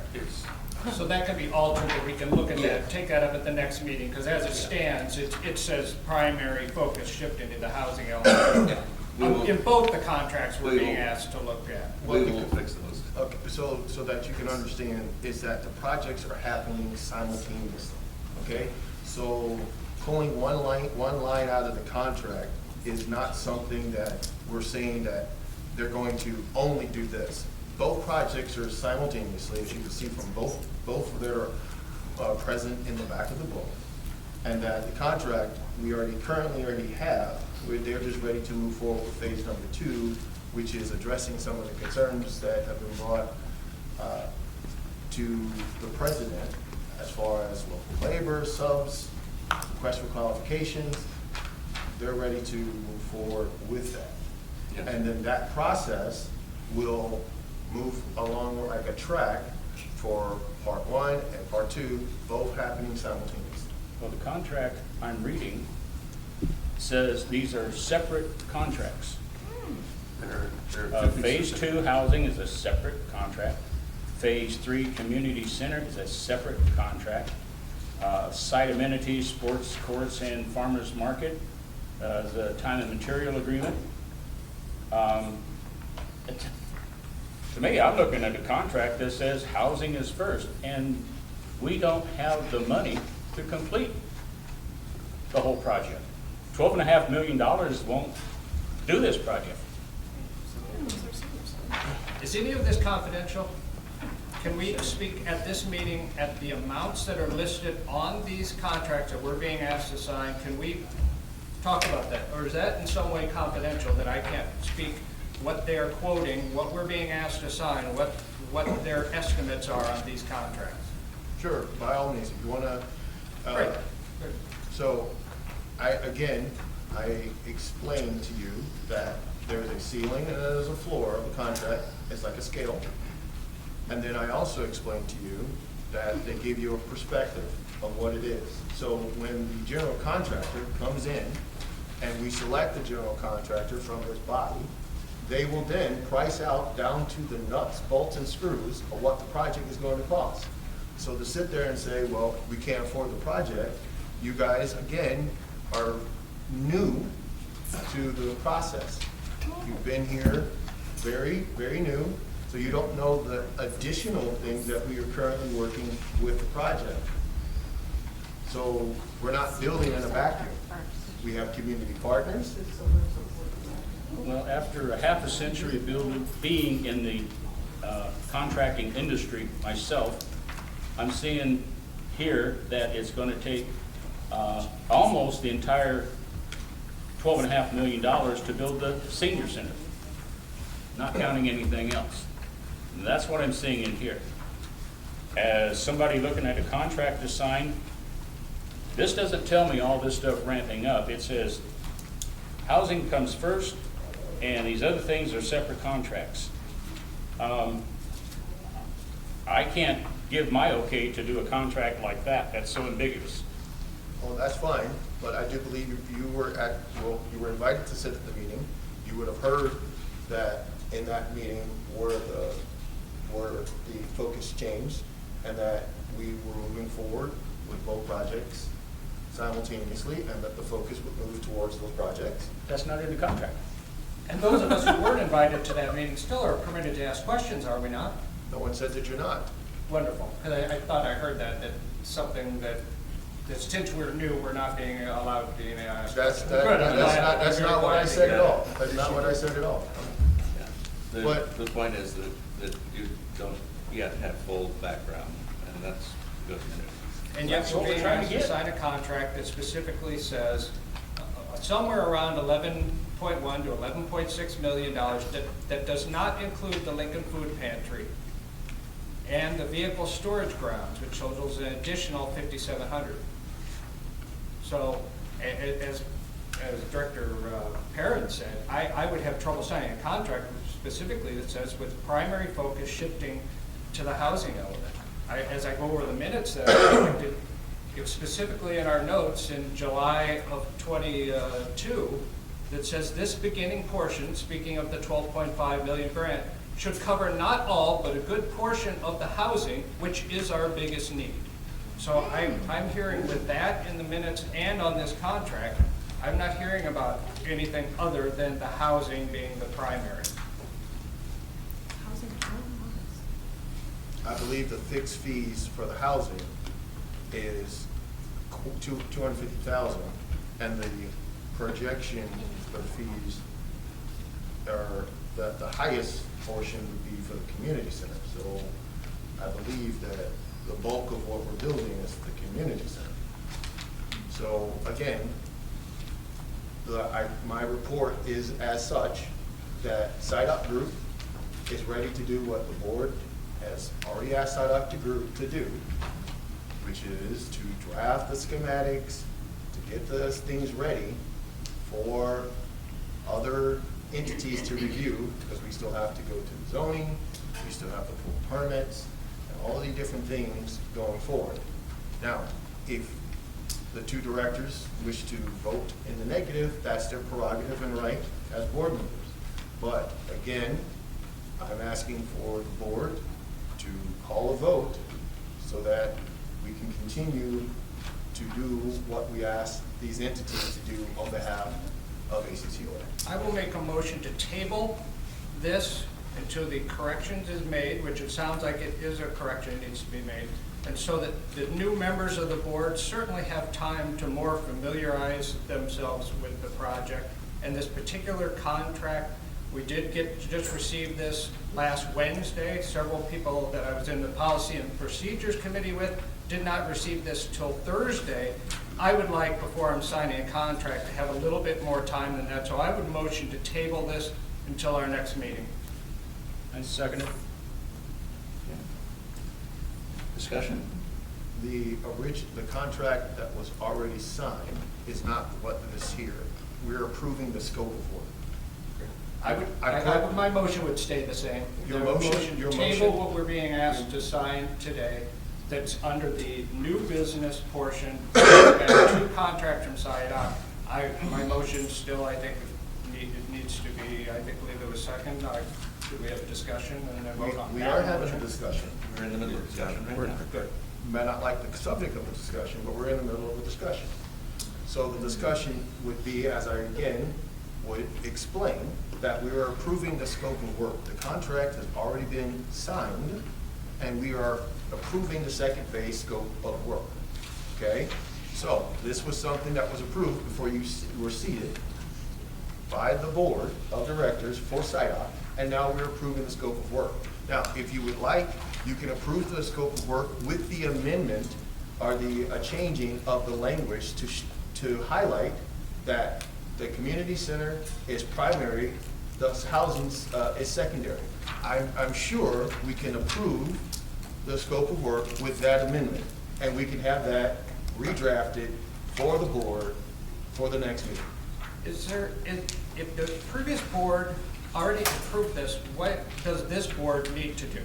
If this board is being asked to do something in addition to what the previous board has been asked to do, then this board has to make its own decision on what there is in front of it today. So my motion would be as stated. I have a question on this too.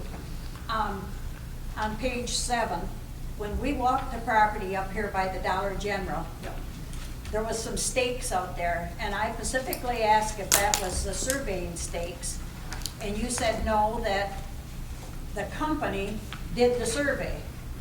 Well, in here, it says the owner. Are we the owner? Yes, we are It the. says the owner will furnish a boundary and typographic survey. Which we did. We have not done that, have we? Oh, yes, we have done that. ACCOA did that? We hired, I'm sorry, I forgot the name of the company. And the Kremen Newhoff or one of the surveys. I asked if it was surveyed, and you said that the Yes. company that that's doing the building surveyed it. We did the survey almost a year and a half ago. Well, then where was our stakes? Because I asked, where is our boundaries up here? And you said you didn't know. Because we didn't do the survey, you said. That's not true. That must be a confusion, because we have done the survey. Yep. ACCOA did a survey. Yes, we have. Then we should be able to go up Surveying there company. and, we hired a surveying company. Yes, of course. Did we get the local guy? No. I don't know. Why didn't we just hire the local guy if we did it?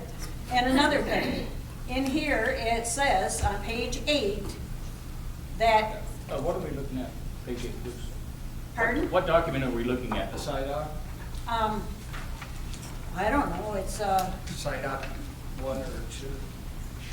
Is that the amended, the new one we have, or? The one that says it's a amended? SIDOC group, and it's a very, Yeah. now it's on page 8. The one that says amended. Oh, the amended one, okay. And it says that we have to reimburse all of their expenses. Does that mean if they come up here and spend 2 or 3 days, we've got to pay their hotel bill plus 10%? That's the reimbursable expenses. We have to pay travel. This one, is that what yes. This is where I'm reading it, I don't know. Reimbursable expenses, and it says we have to pay travel and then expenses incurred plus 10%. That's a lot of money. But, okay, you're picking and choosing because it's talking about printing expenses, postage and shipping, okay? Well, yeah, that too, but Okay, so. all expenses incurred, Okay. a so- long distance travel. That's not postage. Okay, so that you're understanding this and we're all on the same page. So let's talk about the expenses. When you have a project like this, there are set fee structures that are already preset. So they can't charge an exorbitant amount because we are protected because it's a federal and state project. So when we are using, say, like MEDC, Why is it in here then? because that is their standard language of contracts, because they do business.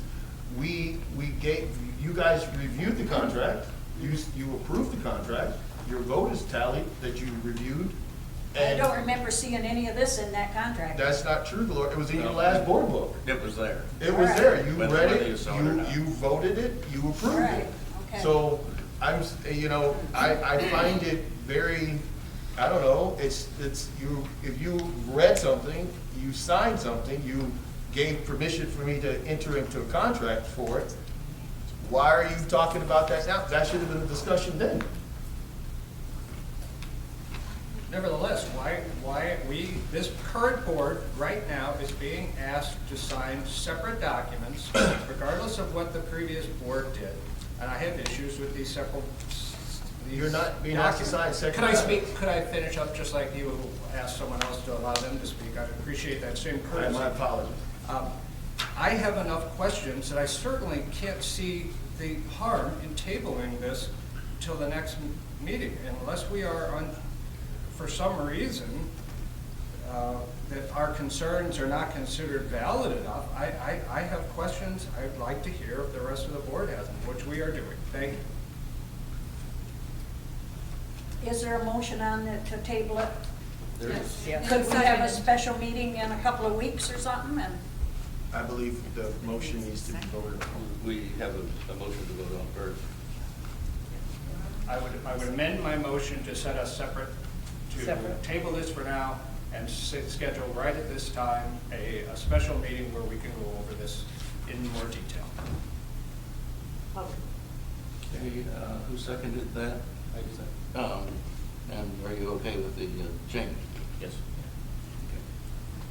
Okay, so now we have a motion to table this to a special meeting at a time we'll figure out in the next few minutes.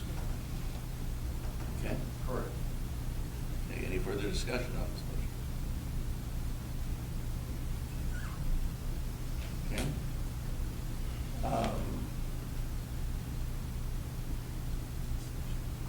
Okay, roll call. Yeah, I think we Want probably roll need a roll call? call.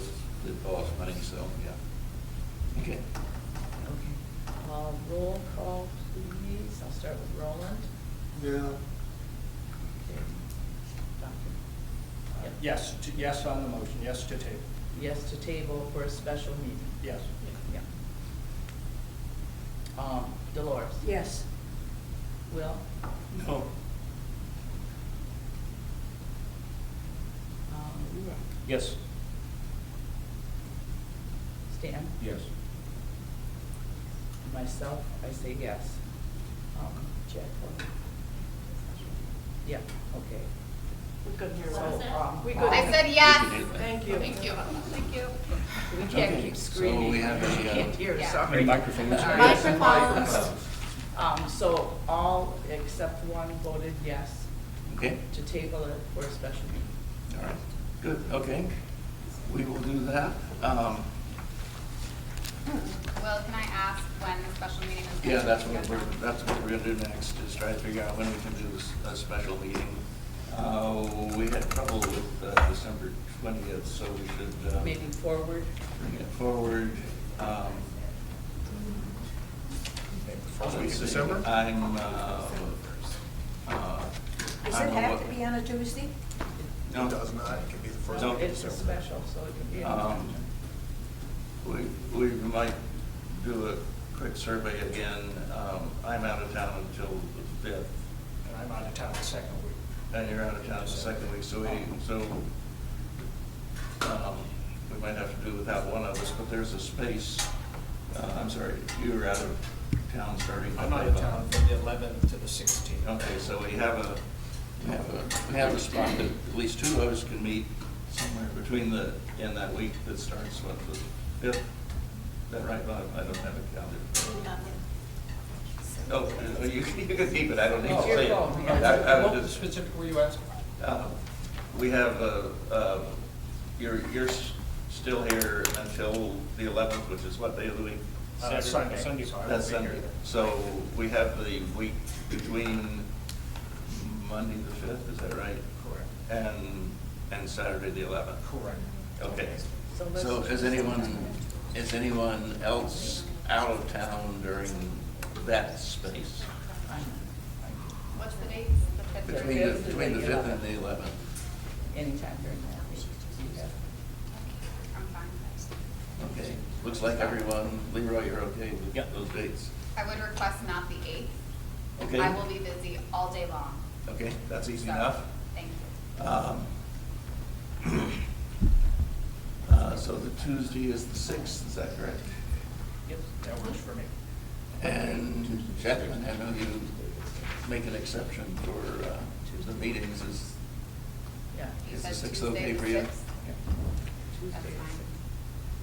Tuesday the 6th, okay. Tuesday the 6th, 10 o'clock in the morning, agreeable? 10 o'clock? Yeah. On the 6th?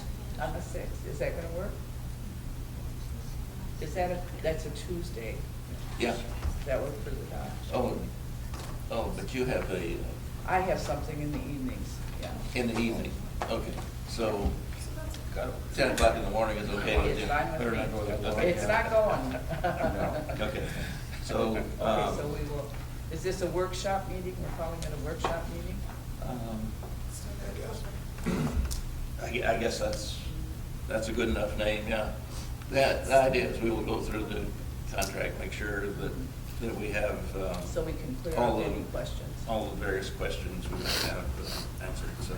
Can I make Okay. a formal request that all questions be maybe presented to the new building project subcommittee prior to, so that way Hold we on. can have answers in place beforehand, and maybe it won't turn into a Yeah, 3-hour-long okay. meeting? That seems like a good idea to me. Thank you. Any objections to that as a? Is that good? I think that's a smart thing, okay? Let's make it,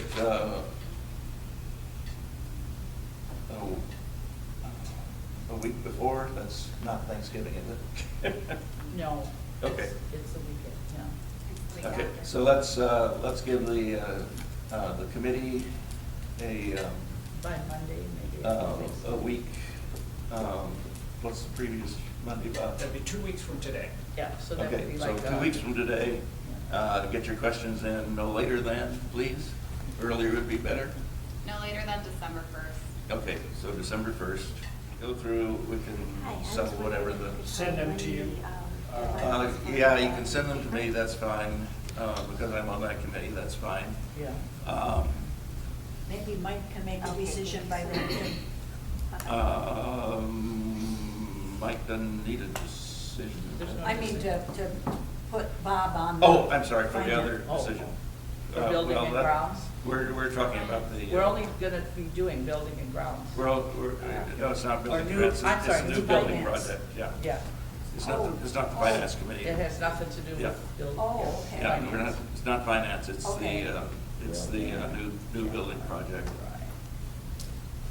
committee that will meet. I will be out of town before that, but we'll figure out how to do Zoom things, or we'll settle questions by email or whatever. I will be available by email, and I'll send my cell phone number around so people can. Can you let Dan know? Yes. Yes, we will, I will send a note around to the entire board. Lenny will make you a copy because you don't read emails. Stan Okay. too. And Stan too, okay. Lenny knows how to handle that, so you'll make sure they get notes of whatever I send. Yeah, okay. Okay, so we have this contract tabled for 2 weeks, or 3 weeks, I guess it is, until December the 6th, right? At 10. Okay. Okay.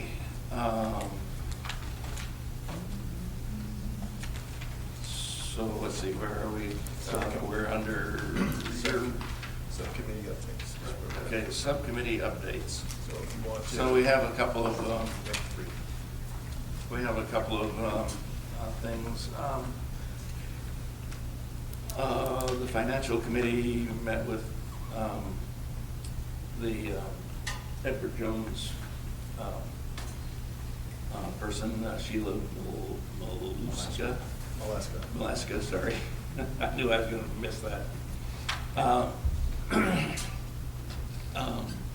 She, oh yeah, I'm sorry, we can pass these around.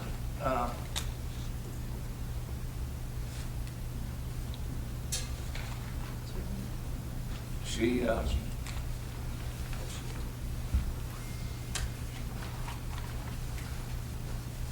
sorry, I can't do two things at once.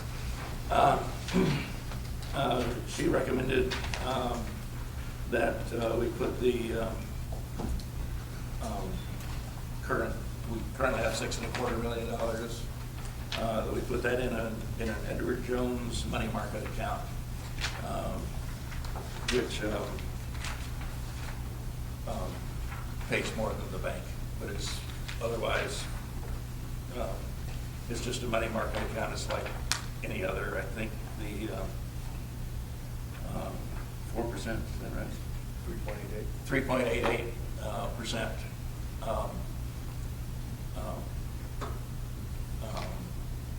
With a daily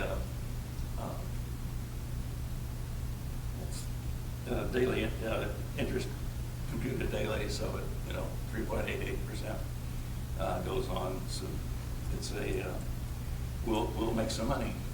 So because we won't be able to spend a significant amount of the current $6.5 million and until we have a guy with a shovel. So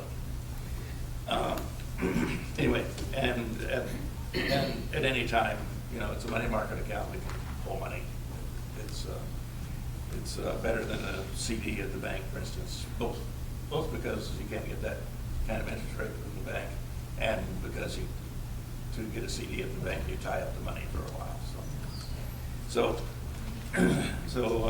the board voted, in fact, to put the funds into a money market account where they are safe and will make money. Let's see. Then the board looked at the budget for next year and approved it. The budget for next year is, except for the building project, essentially it's not exactly the same, but it's similar to the current year's budget. There's nothing of changing about the things that go through NEMCOG, the other services that the board oversees. The committee approved that budget. There was a closed door session about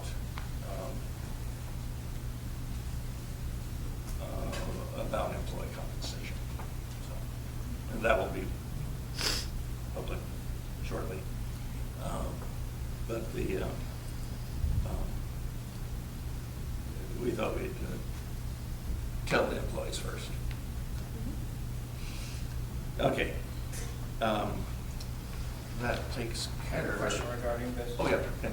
Was any suggestion made to changing the allocation of our funds that we have them now separate into also moving them into some other form of investment, how would I put this, that would have not experienced negative results in this last year? Was any recommendation made, are you making any recommendation to change the allocation with what we have our existing funds, and not counting the new grant funds, to something different? You should understand there are basically three buckets. One of them has the MEDC housing money in it, okay? And that one's in a money market. It won't lose money. We're guaranteed. The ordinary services that we do, things that go through NEMCOG, that sort of stuff, all of those things are in a bank account. We could think about whether it would be smart to put those into a money market instead. We did not consider that, but that's a good idea. That is. Is there a problem? No, there's a point of correction. Oh, okay. So the three buckets are, we have our unrestricted funds. Right. That is in a investment account. Right. For 5 years, set for by the board when we created the Rescheduling account. Right. The millage account is already in a money market account. Oh, okay. In U.S. bonds. That sits in a money market account, and that is separate from our funds that ACCOA has accrued over the last 15 years. So there are three distinct separate buckets. So that is, I believe, the question. And the question you asked was there a talk of moving the buckets to a less volatile market? Is that what you're saying? Yes, because I'm seeing an ACCOA bond fund that's objective was preservation of principal. Am I allowed to say what its year-to-date return is on that? If not, I'm less than satisfied with that. I'm also referring to the ACCOA investment account, which a portfolio objective is balanced towards growth, that I'm exceptionally not happy with the return of that the last year. Is any discussion made? It sounds like that is a board decision, or is that only in the financial committee? In which case, how would the board go about trying to say, maybe we need to make a change on some of these things? Yeah, until last year, when the entire stock market plunged, we were doing fine with the Edward Jones investment. Even after last year, I believe the net return over the three and a half years that we've had it is still 4%, which is better than most people. So, the previous 2 years it was up numbers in the teens. I'm sorry, I don't remember the numbers exactly, but I have them. yeah, that could be. They were up considerably, and right. For what it's worth, my calculations have showed that if we are paying Edward G. Jones something like we are every month, which it looked like we are, in the last 3 years, when we account for what we're paying them, we've lost money. So how would we go about discussing that, myself, and should I direct those questions to you as the chair of the financial committee? Yes. And then you would come back and discuss it with that committee, which meets 3 to 4 times a year, it sounds like, the financial committee, and then come back to the board with a recommendation. Sure. Could we have done better with someone else? Well, that's history in each case, and perhaps, but Edward Jones at least is a local operation for us. I don't believe you can get Smith Barney or any of Yes, locally, as soon as you but- talk to the lawyer about whether we can release the dollar amounts in those Yeah. funds, because I've gotten questions from the public Sure. as to what is the source of those funds that we Yeah. have in there. So Such as the that. public would like to know Those- what the source of those Yeah. funds is. Those funds are accumulated profit, I guess. That's surely not the right word, but accumulated money that from the last, not quite 50 years of the board, that's the net gain that ACCOA created, it came donations, stuff like that, that is not designated. I mean, if you make a donation, you can say, yes, I want this to go to the food bank. I want this to go to medical transportation. You know, if you don't do that, it falls into the board can decide what to do with it. So it would be safe, right now, it would be safe to say that if we have 4 sources of income, fundraising, donations, grants, and millage, it would be safe to say that, since I would assume most people would think all the millage funds are used every year, that those are not Yes. millage funds? they're that not are in millage there? funds. And you're forgetting that there's also fee for service. So we also have, programs. that There's we- also, people pay us for some of the services we do. So that money- And I do believe I just explained with our board president, vice president, chair, GS explained again what those pots were. But again, the board decided to invest in balance towards growth in a 5-year track. And I don't believe that what you're saying as far as we lost money, because I do believe the returns from the previous years far exceed expectations. We'll take care of that in. I'm more than happy to go over that. Yep, Now, we'll- I have we'll the- go over it in- I have the last 3 years' fiscal reports that Yep. you gave us. I can give you those Yes, figures that we'll- show we'll do- exactly what I said. We'll do that committee, I think. Yeah. Okay, so. All right, let's see, so that was the financial committee. This one, the new building committee also met. SIDOC is ready to go ahead and expand, that is to take up the next step in the contract that we already have. There's a, from the Ethos group, they have a, is it a proposal yet? It's, We're waiting on, waiting for they gave the us a sales report tax. anyway, Okay. about the source of, more money to, complete the project.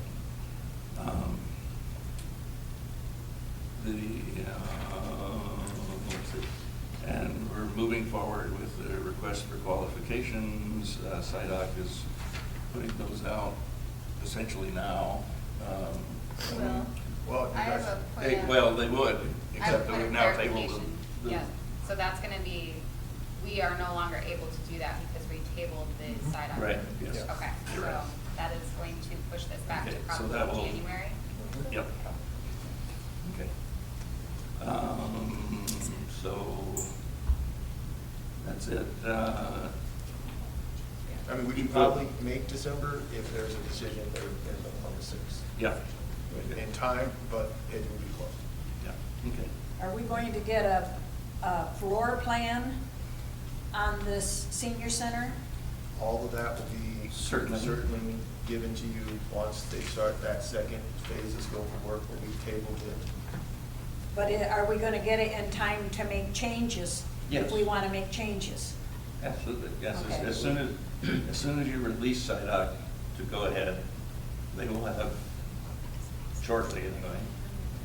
Maybe it would be fair to ask the question. The architect will take a few minutes, but he'll send floor plans. And those plans are not final. They are, the first iteration. When I built my house, we drew the house at least a dozen Fair times. to ask So a question. there will be, there will be opportunity to Okay, to good. review. If you look at the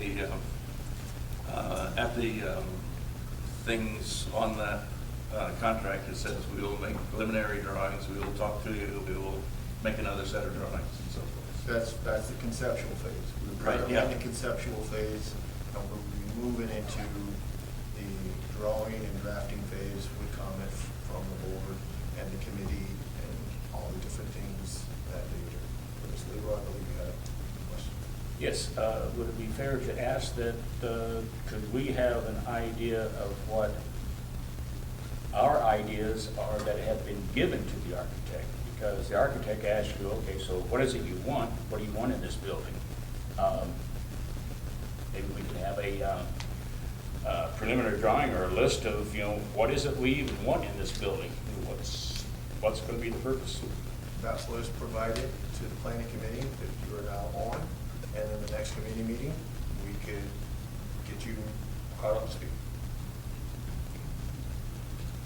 All right. Okay, and then, let's see, I also have, I'm sorry, my committee's met.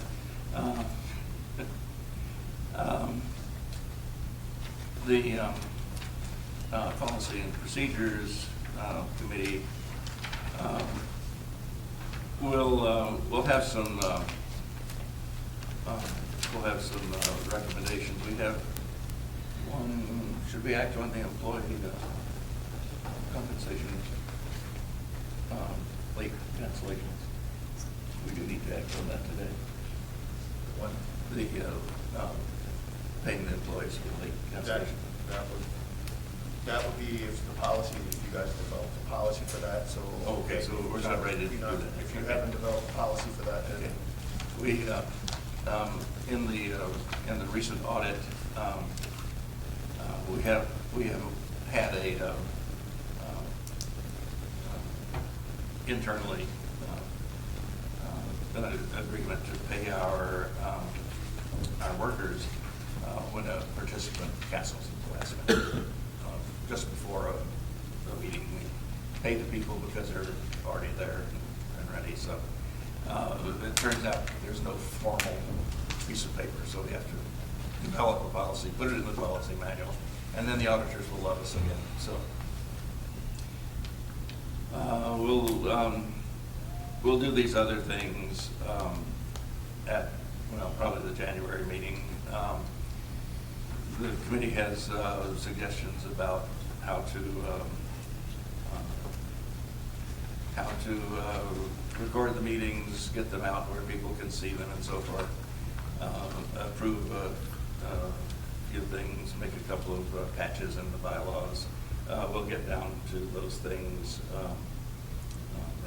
at the next meeting. So let's see. I think that exhausts all my committees. Did you have a I can question? add a few things that we also discussed. We also discussed that I, as a board member, as far as I know, don't have any information as to how we're supposed to evaluate, on what criteria we're supposed to evaluate the executive director. Sure, I skipped over that one. Who, as part of our job duties, of course, that is one evaluation of the executive director. I have no information on how I'm supposed to go about doing that. I have a note to refer that to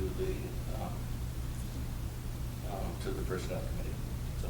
We also talked about the FOIA discussion. That I don't believe, at least from the minutes, that it has ever been discussed or ratified the policies. Yeah, I skipped over that here. And whether some changes need to be made to that. Right.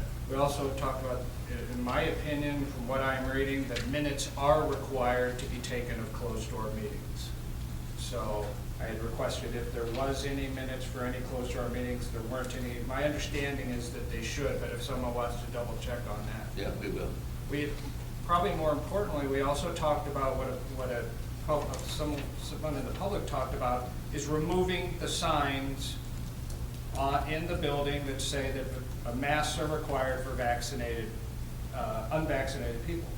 So Leroy and I spoke to that point with Mike. We spoke about it in our committee. I believe without taking a formal vote, I think we were in favor of that. So I guess we probably need to have a motion in front of the board whether we're going to remove those signs that say somebody who is not vaccinated has to wear a mask. Has anything changed, Wendy? Can we just do it, or do we have to have a motion to do it? It's not the fact of just doing it because we have policies that we follow. It's not that somebody made a decision to slap this on. So the local health department we have to make sure that we reached out to NEMCOG as well as the local health department and still under the CDC guidelines if there is. I believe the current language is masks are strongly suggested, but if you guys wish to amend the policy, will have to create a policy and then submit that to NEMCOG for review, that we're going to be changing the internal policies.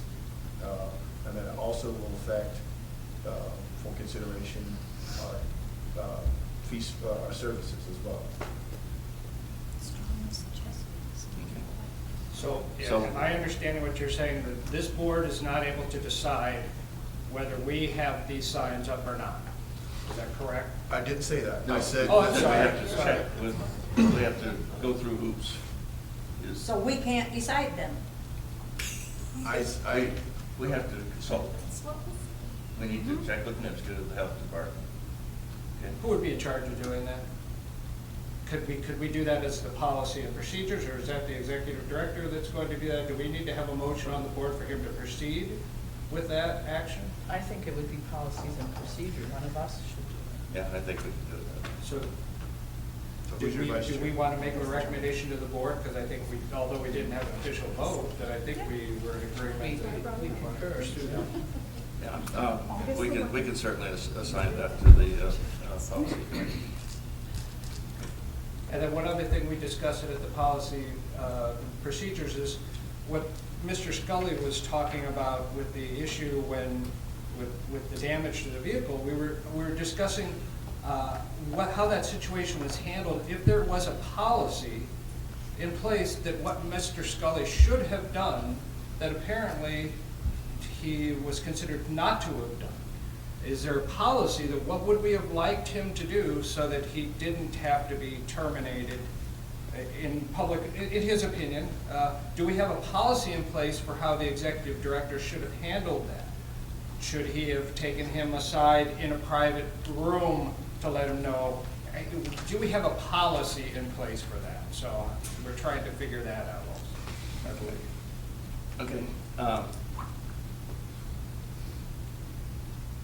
I doubt that we have a policy for that, because it's a rare occurrence, but we can develop one. Because I think it would affect, for instance, Director Schlicker, who said she was driving that vehicle and the door flew open.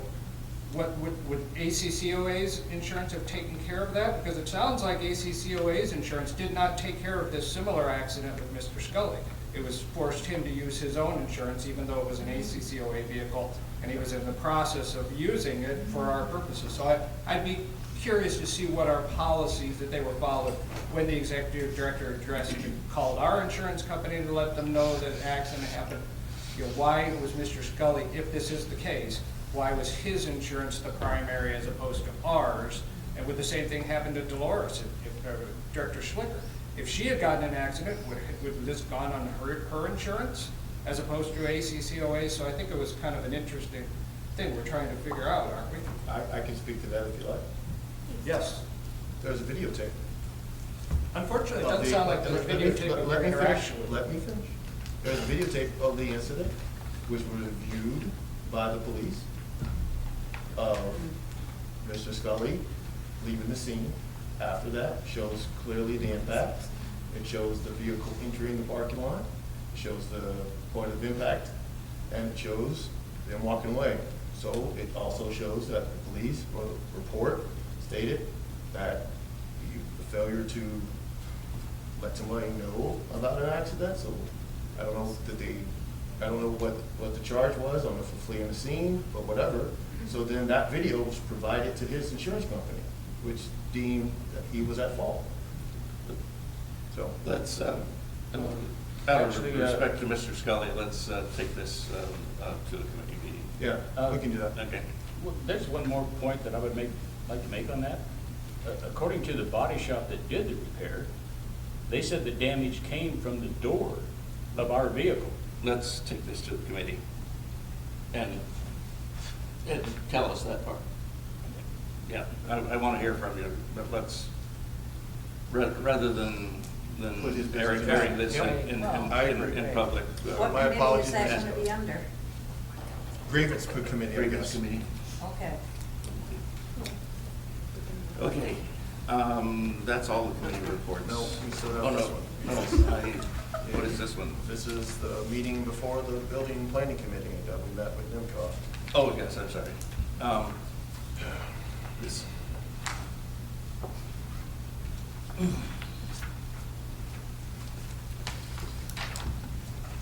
This is the meeting on, yesterday, right? So. Oh, Can we no, give Friday. a report? Yeah, just because my voice is wearing out, we'll let Lydia read this one.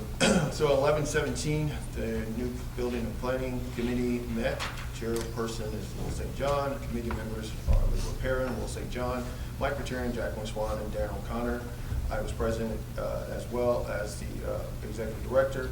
Also, the Information Community Assessment of Needs principal expert, that is Larry Molnar, who was leading who has been leading the community needs assessment, and who did the work, the scope of work for the surveys. And then we also met with members of Northeast Michigan Council of Government, that's Denise Klein and Doug Baum. We discussed the overview of the project, the community center, and housing.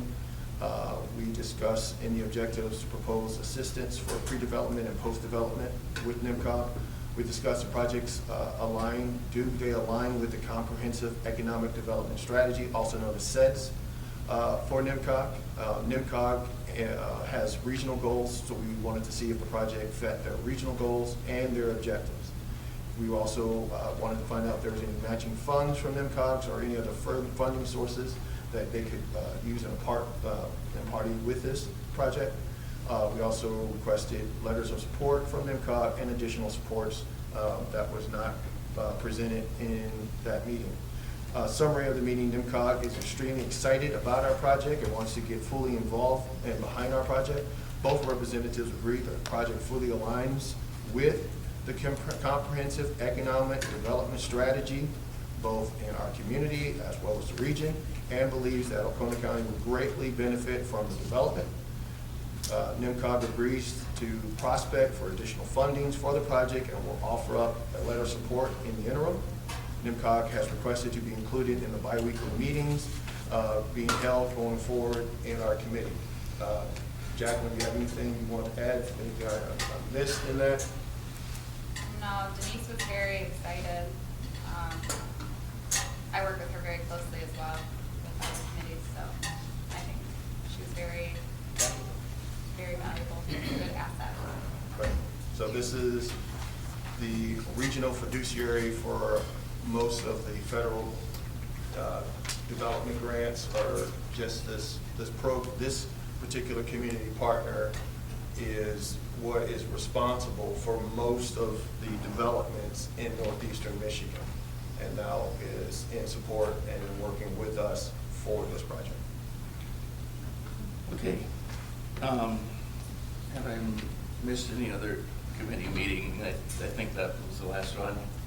Okay. Do we have anything for the building and grounds? Building and grounds, I for the didn't trees. get through to Rollins, so we'll do that as soon as we can. What about the proposal for the trees? We have that. Do we do that now, or? Yeah, unless you're not interested. Oh, no, Generator. Yeah, I think, let's talk about the trees. We have some trees that are, that need to go away. Okay, I finally got two more estimates, and it took a while to do it. A little help from the other end of the board there. As you notice, one from Rick's tree stump removal, $1,500.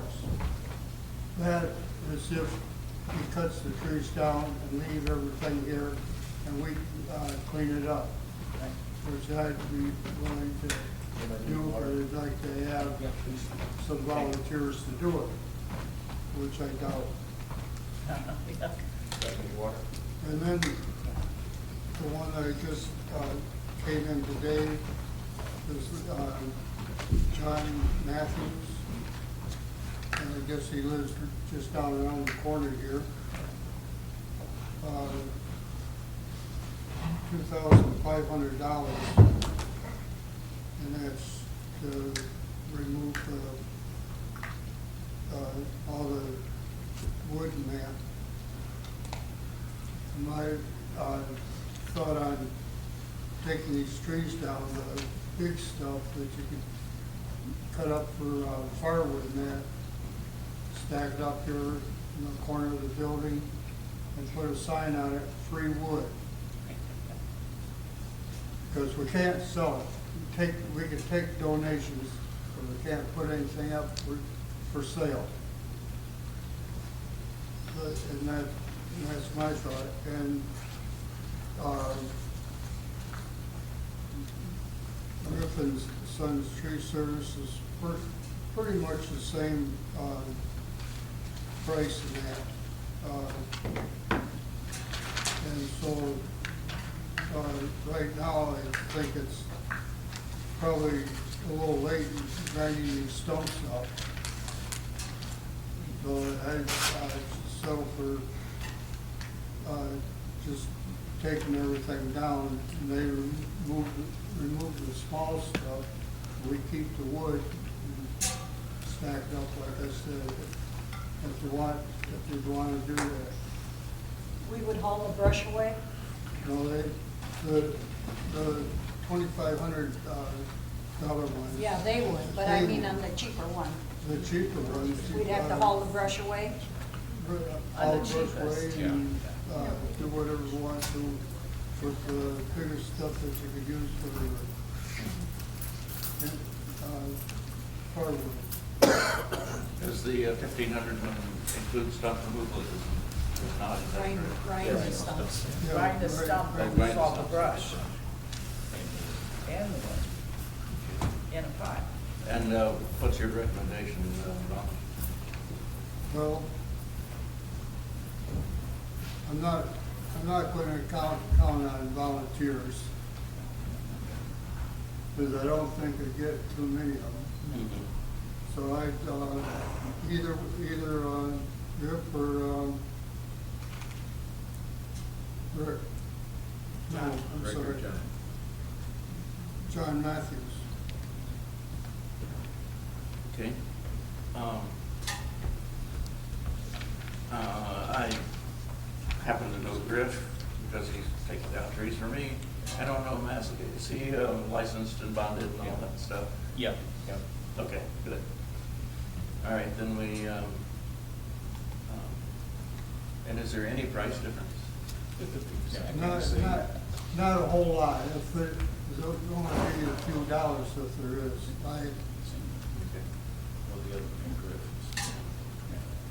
They're about the same price, really. Okay. I'd take the, well, we can discuss more, or I could entertain a motion for hiring someone. For the With the new trees need to people come here, down. Yeah.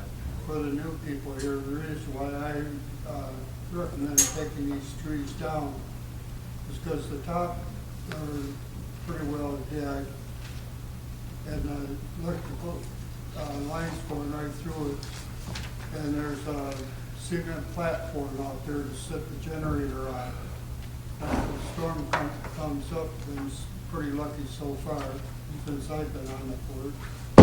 Nothing serious happened on it, but I'd hate to take the chance of leaving them there and put the generator in, and we have a storm, and those limbs comes down across that generator. Yeah. So I Yeah. recommend taking the whole tree out, both of them. Yeah. If we could table this maybe till our December meeting, I can find out, I'm almost positive that if somebody can cut the tree down, we could go with Rick's tree and stump removal, because I know I can get my son-in-law, I can get a couple great big trailers. We can take the brush up to Viking Energy, but I'd want to check into that for sure. And we would take the wood. We do not But have a regular December meeting. Pardon? We don't have a Do regular not have December. a regular December You meeting. can table it to January if you like. We could, okay. We can't table it to January because we have to, by January 13th, have the placement for the generator set. They need to be gone by January 13th. Remember, I mean, that's what Roland had said. Roland had said that the last time, the last meeting. Well- We had to get it out. I was told that, I think the people that set the generator have a couple limbs cut down. It's more over this way than the whole tree. Then what if have a storm and the whole tree comes over? I think because we have generators scheduled to come in, need to make a decision today. Are we not gonna meet in December then? It's only a special meeting, It's a we're special only meeting discussing for one thing. For the purpose of discussing the site on that. That's all we need.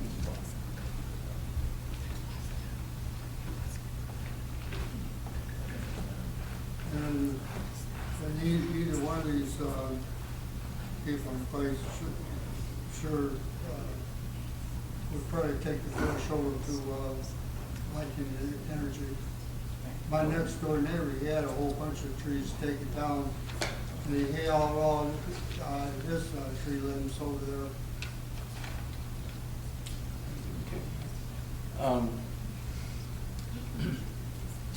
When can these guys do the job?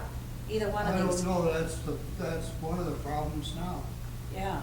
They're all busy. So when if they can't do You gotta it, get in line someplace. If they don't, then they can't do it, then we'll just have to leave it, I guess. Do I have a motion to hire any one of these people? I'll just make a motion, Matthews, he's just right around the corner, he's right on 72, down there by the school, so he's really close. Yeah, okay. And he's one of the $2,500 Right. Yeah. guys who will Stump take care of removal, things. take everything away. They'll split the logs so they'll go in people's houses, in people's fireplaces, or No, they'll take the wood away, they'll take it all away. all the way. Okay. Yeah, the two for $2,500 will take it all down, take it all away, and grind the stumps. And it'd be over. Okay. stump removal though, can you do that this time of year? Yep. Oh, yeah. You can drive them. Okay, so we have a motion to hire Matthews I'll to second. take the trees out. Okay, we're gonna have to have the motion and the roll call on spending the money. Yes. Yeah, we've just got a second. Okay. So, This is a Anyone roll else? call vote. yeah, anyone else have anything to say, or are we ready to do the vote? I think that we should do it with the idea that he understands it has to be done by the 5th of January. Okay. I I think that's. I think is that that's a- reasonable to be clear Yeah, is with that him. a okay? And I think he'll jump in. Amendment to your motion, Leroy? Yeah, Okay. yeah, with the understanding he can have it done by the 5th of January. Your Yeah. seconder? And Jacqueline seconded. So what was the motion again? Okay, we have a motion to hire Mr. Matthews to take down the trees with a deadline of January 5, right? So that it's clear for the generators to come in. Yeah. Okay. Okay, roll Okay, call. roll call vote. Okay, Roland, Yes, Dr. T, Yes. Dolores, Yes. Will, Yes. Leroy, Yes. Stan, Yes. Pam, yes. Yes. Jacqueline, yeah. Okay, all righty, we'll get rid of those trees, yay. Okay. Leroy, you wanna tell Mr. Matthews? Yeah, sure, I can contact him. Pardon? Yeah, I'll contact him. Okay. All righty, and let us know if for some reason he can't do it, but, yeah. Yeah. He's eager. Okay. Could I make one more, I don't know, motion or whatever on the building and the grounds? I've had a lot of people come to me and ask about the surveillance cameras. Very uncomfortable working under the cameras.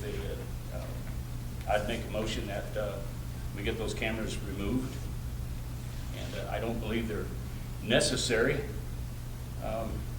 I totally agree with all the cameras outside, all the security, absolutely. But I don't think, employees being surveilled all the time is necessary. So I would, I guess, make a motion to remove those. Yeah, I would second. okay. Discussion. I was going through the minutes for the last 3 years, and the first month the current executive director came in January of 2020, he made a recommendation of 4 new cameras needed to be put in, and since then I have never seen any other discussion by the board in the minutes, no motions by the board since then, just so that you know where we stand as far as that goes. Yeah, that would not be an ordinary board business thing. Putting in cameras is part of running the operation, and not something that would normally rise to the board's attention. My understanding of the cameras that are in the building currently, there is audio at the entrances for safety concerns, as Leroy points out. The rest of the cameras have no audio, and they are there, from my understanding, for security as well. There are 2 people who have general access to those. Robin at the main door downstairs, and the director. I'm sorry. And of course our IT And the sheriff's folks and the sheriff's department can all see those. So Was there a discussion at the Building and Grounds Committee about this? No, we didn't have a meeting. no, we haven't had. Oh, you have not had it? We have not had a full meeting. Is one scheduled? Because it seems like something that We will would be schedule one. maybe We- best yeah. discussed in committee and then brought to the board. Probably so, yeah. That would be my recommendation, we take it to committee, but I have a motion on the floor, so. I would move to amend it until the next board, Building and Grounds Committee did a little bit more research on that. But with having said that, I've heard the same thing, Director Perrin, numerous people that had speculated how uncomfortable that would be to work under surveillance at all times. Okay, we'll take that into consideration, certainly. Leroy, are you happy to take it to committee, or? Yeah. That's fine. Okay. All righty, so we will, so we need to dispose of the motion, I guess. Oh, Yeah. Yeah, would you care to withdraw? I the withdraw motion? that motion. All right, so, the board is in agreement that we will send this off to the Buildings and Grounds Committee for discussion. Yes. And a resolution, okay. And a recommendation back from that committee about what to do about it. Okay. Has the audio been shut off, right? A long time ago. Oh, But was it done? yes, As I thought, okay. yeah, there's no internal audio. Okay. The only audio is at the entrances for safety problems, and I suspect we will all agree that that's a good idea. Okay. We want to hear if someone is coming in really angry or something, because we might want the sheriff, so. Okay, so we're on to old business. The various contracts that were requested are in the board book. That's all of the old business that I have. New business, we have tabled, so we won't be doing that. So we're back to public comment. Let me get my official timer back here, and stuff.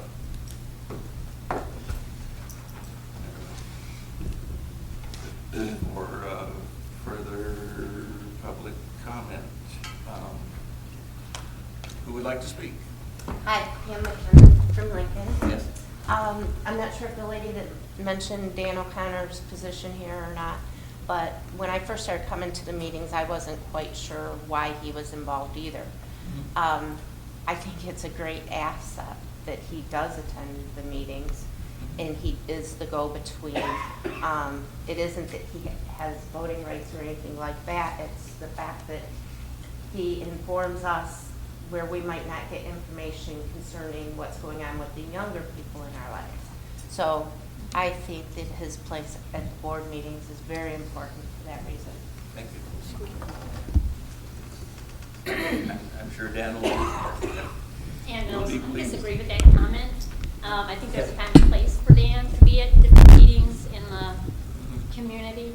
I don't think the Commission on Aging, specifically aging, has anything to do with Dan O'Connor and what he does with the youth. Thank you. It isn't about the youth, it's the seniors knowing what's going on with the youth. Okay, then I don't feel that the seniors should be living in a facility with Agreed. young people either. I don't feel that that's a correct place to house seniors. I look at my grandma, who lived in the senior center downstate.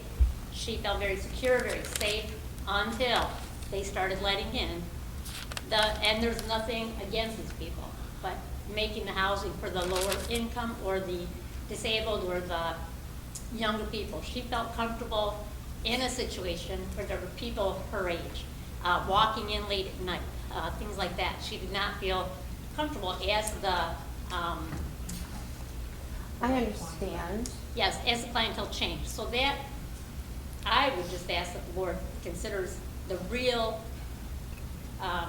what you're here for with the aging, that they have a very different take on it. Not everybody has grandkids in the area and the daughter in the area and all that to work at a community center or whatever, but the housing situation, it's huge to these older people. I'm talking about us being able to get the information of what's going on in our school system. So does school board meetings, I guess. Have you ever been to one? Yes. How many people go? I know you do. Let's, Anyway, that's Well, Let's I go back appreciate to, the information. Knowledge is power. let's go back. Yes, ma'am. Okay, I'm Sharon Humes from Harrisville, and I just want you to know that we would prefer that you start the senior center. You know how building costs are going up. You can't guarantee to us that you're going to have enough funds for everything, so prioritize before anybody signs that the senior center gets started and you have enough funds for that before you start any outside activity of the building housing. Thank you. Yes. Brenda Bray, Harrisville. A couple things. One of the things that I'm curious about is how much money has been spent so far total for this project. Just a running total of how much is on the table. And then secondly, I'm a little concerned about the board's voting to put this in an Edwards Jones account. Edwards Jones works for himself. They're out to make money. They're not a fiduciary, so they're not taking Alcona as personal. They want to make their money. And secondly, I'd like to know how much they lost last year, and why wasn't the board jumping on that when the first couple indicators of inflation to say, hey, move this money out before we lose more. And thirdly, you mentioned the current budget about the same as last year. Well, what's the number? And then how come you didn't figure in 9% or more inflation into that budget? Could I make one comment to this lady? I specifically asked the Edward Jones lady, if we put this money in this account, what happens if the economy goes haywire? Are we going to lose a lot of this money? She said, no, if we put it in the money market, it is safe. We're not going to lose anything, but we do stand to gain, but it might be a slower gain. Money But we market's- cannot lose. Money market's different than where it's been for the last 3 years. Yes, but I'm talking the 12 million that, or 6 million, Yeah, whatever it she- was we put in there. I understand that. You're That- actually Just saying, talking why about didn't the different money. board, take action prior? Because we all saw this coming for the last year. And it's every few months. With the existing funds that existed before this most recent Yeah, grant. because you're not tied up. I mean, you could have moved those funds as soon as we looked at the inflation. Make a lot more money with annuities. If we had been really smart, we would have, but, you know. But it's important because now It's important. we're turning into I a agree, but multi-million you're dollar project for. But you're asking us to be smarter than the market. No, I'm not. I'm asking you to look at it quickly before it gets already 25% down. Rich Bray, Harrisville. I did look up the mask issue in Alcona. It's not an issue. Mask requirements per the CDC for Alcona County and Michigan are this. We are at a medium level. If you are at a high risk for severe illness, talk to your healthcare provider about whether or not you need to wear a mask and take other precautions. Stay updated on your COVID-19 vaccines. Get tested if you have symptoms. People may choose to mask at any time. People with symptoms, a positive test, or exposure to someone with COVID should wear a mask. Doesn't say that we have to have signs. So there's your answer on that. Number two, throughout this meeting, I heard so that you can understand. And I appreciate that you want us to understand, Mr. Avery, that you are in the presence of doctors, nurses, engineers, physicians, and several other professions. We have an understanding of what's going on. We understand budgets. We understand what you've told us. Our problem is we see clear enough to see that this is not just about aging. This is about an entire community, and we love the community. We are asking that you use the people you wanted to bring to talk to us today, and I'm sorry we didn't get to hear that. But if they would have been able to produce that for us, we would see they could take care of that need, and you could take care of the need that you volunteered to take care of when you were voted to this board and when you were hired to do your position. Please, look at what you're called to do and do that. And secondary, if there's funds left over to do the others, by all means do them. And we'll support you in that. We want, number one, the aged community taken care of. Lisa Turek, Harrisville Township. I'm going to go a little bit on what Rich said about you hired what job you were hired to do. The job description for the executive director for the ACCOA asks for a 4-year degree in accounting, management, or a related business field. However, I believe the executive director has represented himself having a degree in law or government, but the truth is Southern Louisiana University, where he went to school, doesn't have a law program or a government program, but they do have a political science program, which I think is what your degree is actually, and it's in political science. And in the political science curriculum, there's not a single business, there's not a single accounting, there's not a single management class. There's some English, mathematics, history, political science, natural science, and other. So I would suggest that either you misrepresented to the board when you were hired what actually qualifications you did have to hold this position, or the board hired somebody who didn't have qualifications for the job as executive director, and that they hired somebody who did not have a degree, even though that this is what their qualifications are, needs a 4-year degree in one of those things, which our executive director here at the ACCOA does not have. So I don't know whether or not that those qualifications are actually going to be good enough to handle this big project or handle the ACCOA. Thank you. Jessica Dobbs, Curtis Township. Forget your name already, I'm sorry. Rich, thank you. He was talking about the signs on the door. As of August 11th of 2022, the CDC came out with new guidelines saying unvaccinated people now have the same guidance as vaccinated people. If you are vaccinated, you don't have to wear a mask, right? So why the signs saying if you're unvaccinated, mask up? No, thank you. I also wanted to comment on the fact that the board is more than capable to change decisions that past boards had made with new information that they receive from the public or corporations they're working with or whatever. They are not beholden to having to ram things through. Sorry, Jeff. I was not expecting that. But they don't have to ram things through if they don't agree with it, if they're questioning it, things like that. They are more than welcome to change their mind. They're more than welcome to be like, wow, I have this new information. The public doesn't want housing. Wow. Maybe we should listen to them. Just maybe. Anyways. And I also was curious, when are you planning on breaking ground for this new fantastical endeavor? The new ground being broken, you would think when building a house that you would come up with some plans and then you would be like, all right, let's find some, land that suits these plans and then go kind of from there and not be like, well, we're just kind of theorizing and, doing all this, but we'll have plans as soon as we move to the next phase. It's kind of like when Congress passes a bill saying, yeah, you don't have time to read that bill until you pass it. You don't get to know what's in that bill until you pass it. Like, what? Anyways, a lot of confusion going on here, a lot of unheard voices being thrown against a wall, unfortunately.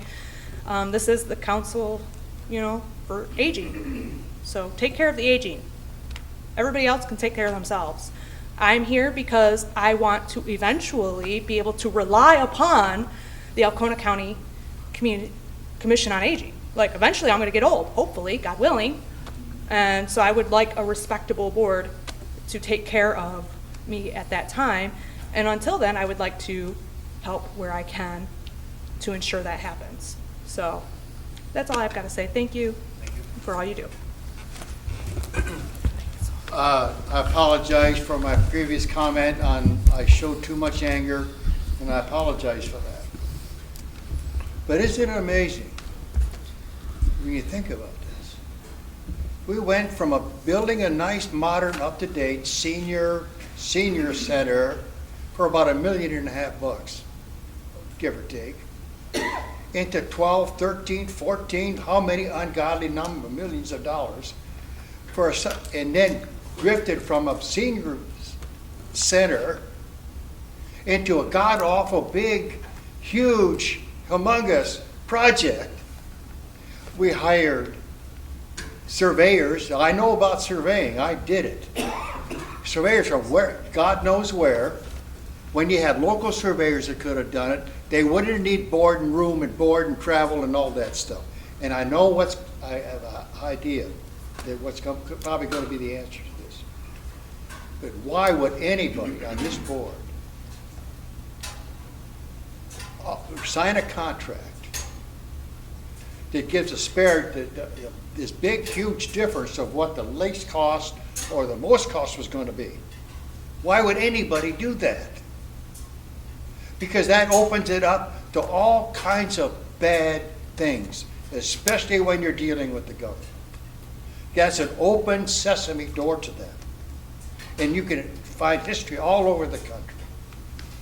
And so, again, I implore you on the board, this contract that's supposed to have been signed, was anything in that contract that gave you the ability to cancel the contract and start over again? That's one question. Number two, this has to be the senior center building, not a community center, a community hub. That is not what we voted for. This is not what we were asked to do. And what we're hearing on this meeting here from the director, it's signed, it's done, we're going to do it, and that's final because we signed a contract. Now wait a minute here. Stop and think about this. You're getting yourself involved in millions and millions of dollars. Not $1.5 million. You're allowing something to take place as far as we're saying, I'm not going to, what I'm saying, without any real input. You don't even know what the hell kind of a building you want, and yet you're hiring architects to build something. You don't even know what you want, so that every time you want to make a change, the architect can say, sure, it'll cost me another $10,000. That's happened many, many times with government stuff. They sign a low bid contract so they get their nose in the door. And then every time you want to make a change, oh, okay, add another cost plus. I say you have to consider, please consider, that this contract these contracts that were signed are going to be a danger to this community. And unless you get in control of it, because folks, every one of you on the board are ultimately responsible for the millions of dollars. And if you feel that you cannot handle it, if you feel you can't handle it, or get somebody in charge who can handle it, and you are going to be responsible for all this stuff. And it's serious stuff. When you agreed to allow him to sign contracts, did you really look at them contracts? I mean, really look at them. Look at the property. He talks about property available and landscaping and stuff. I looked at that property in Lincoln over here. You talk about, that's all wooded. You know how much the dollars and thousands of dollars it takes to clear land with a bulldozer and pulper guy coming in there and make the land available? Did anybody think about that kind of stuff? Oh, no worry, we got $12 million to work with. Who cares? I'm saying you folks better get it together. Or I'm saying this, and I'm no prophet, believe me, this could very well enter in another Katona deal.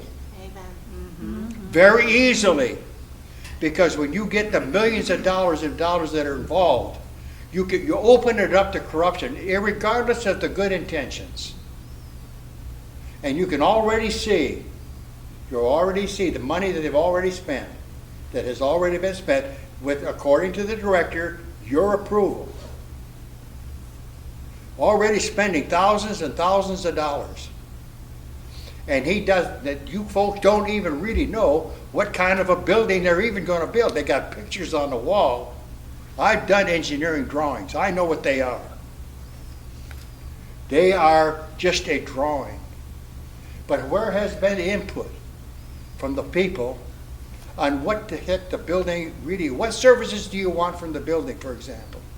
Have you taken a local, not somebody from Detroit or somebody doing these surveys? Have you really looked at this stuff, really planned? This is already, this whole money is already out there with no real plans that I can see. I see a drawing, but they're already changing the drawing. But every time you do it, the architect's going to hit you for another thousands of dollars. You should have had the plan to begin with. And you've allowed it to slip away from $1.5 million building that everybody would approve of and enjoy. We'd be able to operate the thing into a project already going into multiple millions of dollars. Now I don't think you can persuade most of us, if you really present the facts as I'm stating them, that will agree that this project is what anybody wants. I mean the people themselves. And we're not retro-based from out in the hills someplace that just dropped off a turnip truck. So don't look down on us and suppose that we don't know what we're doing. Yeah, we've all had experiences. We've all dealt with buildings and projects and $1 million engineering projects. I said that the last time.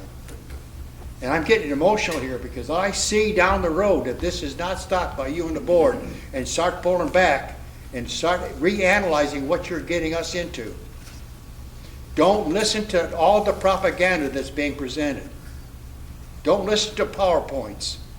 I did PowerPoints, untold number of PowerPoints when I was working. You know what we did with them?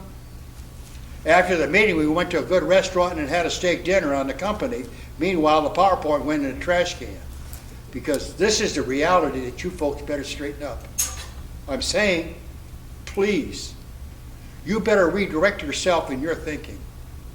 Or you're going to be involved in something that you're going to wish to hell you never got involved in. All because all we wanted was a senior center modern building. And we're ending up with all this, people angry and questions about money and where it's coming from and where it's going, and signed contracts. Every one of us in this room have signed contracts. We know what contracts are. And I'm saying you folks might have agreed to something you didn't realize what you agreed with. You might want to really think about this. And I say again, is there anything way to cancel them damn contracts until you sit back and really plan and what you really want and what services you really want to provide for the senior citizens, not a great big huge community project. Thank you for your time. Hi, I'm Tamara Quick from Harrisville, Haynes Township, and this is my first meeting. And having been a director and having had to answer to a board, having written minutes for many, many years, and now as a township clerk, I just, I have more questions now that I had when I came today. And I am embarrassed for you as a board. I know and respect many of you, but today just to me wasn't very professional, and I'm sorry, don't take it personal, but as a board and how some of you spoke to the board members, and things that are coming out that are not in the minutes, you have to follow Robert's Rules of Orders, and any decisions that your board makes must be in the minutes. Minutes are permanent records. Minutes should be available to everyone. And I know as a township clerk, they have to be available within so many business days after my meetings to the public. So I have to make sure I have that huge responsibility to prepare those. And I don't see that really being done here, or all your decisions are in the minutes. And I don't think board members are given enough time to review their packets. I just see, and I want to say that I think as board members, you might not understand everything that's being done. And that really scares me. I think I might now fall into that senior center or senior citizen category, perhaps. I don't need to give my age. But I just know back in the day, this was such a fun place for seniors to come to have a good meal, to hang out, to play cards, to visit together. And I know that COVID kind of squashed that. And I think that you just opened that up again, Lenny, because of the people and the public speaking up and out, that the seniors weren't even able to come and meet in person. I understand it for a while, but it's time. And I've heard from senior centers themselves, citizens, they're not comfortable coming here. So why is that? I just have so many questions. Budgets. Okay, I worked in prevention since 2009. We had a budget that we had to adhere to. We had line items in our budget. We couldn't just move things from one category to another. And I'm hearing that people are signing checks and they really don't know what those expenses are for. Those need to be itemized. I mean, that's just simple. I would never go to my township meeting and send them, ask them to pay a bill if I did not have a copy of the receipt and explain what that was for.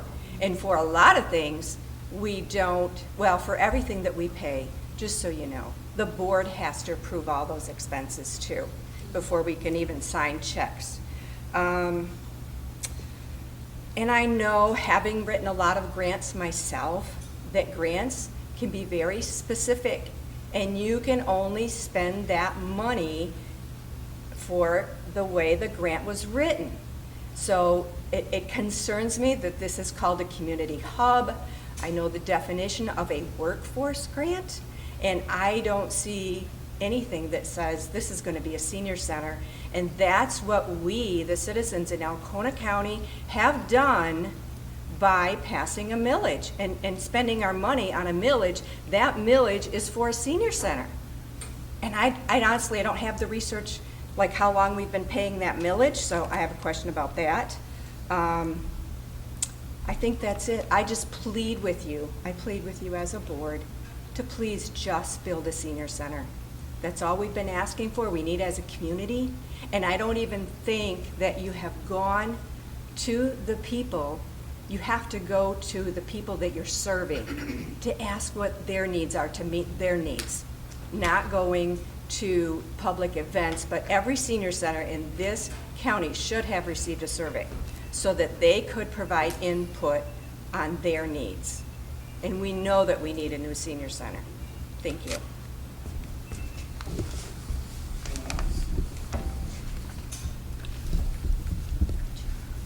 Okay, I'd entertain a motion to adjourn. I'll make a motion to adjourn. Okay, you have a Second. okay. Those in favor? Aye. Any opposed? Thank you very much. Meeting over.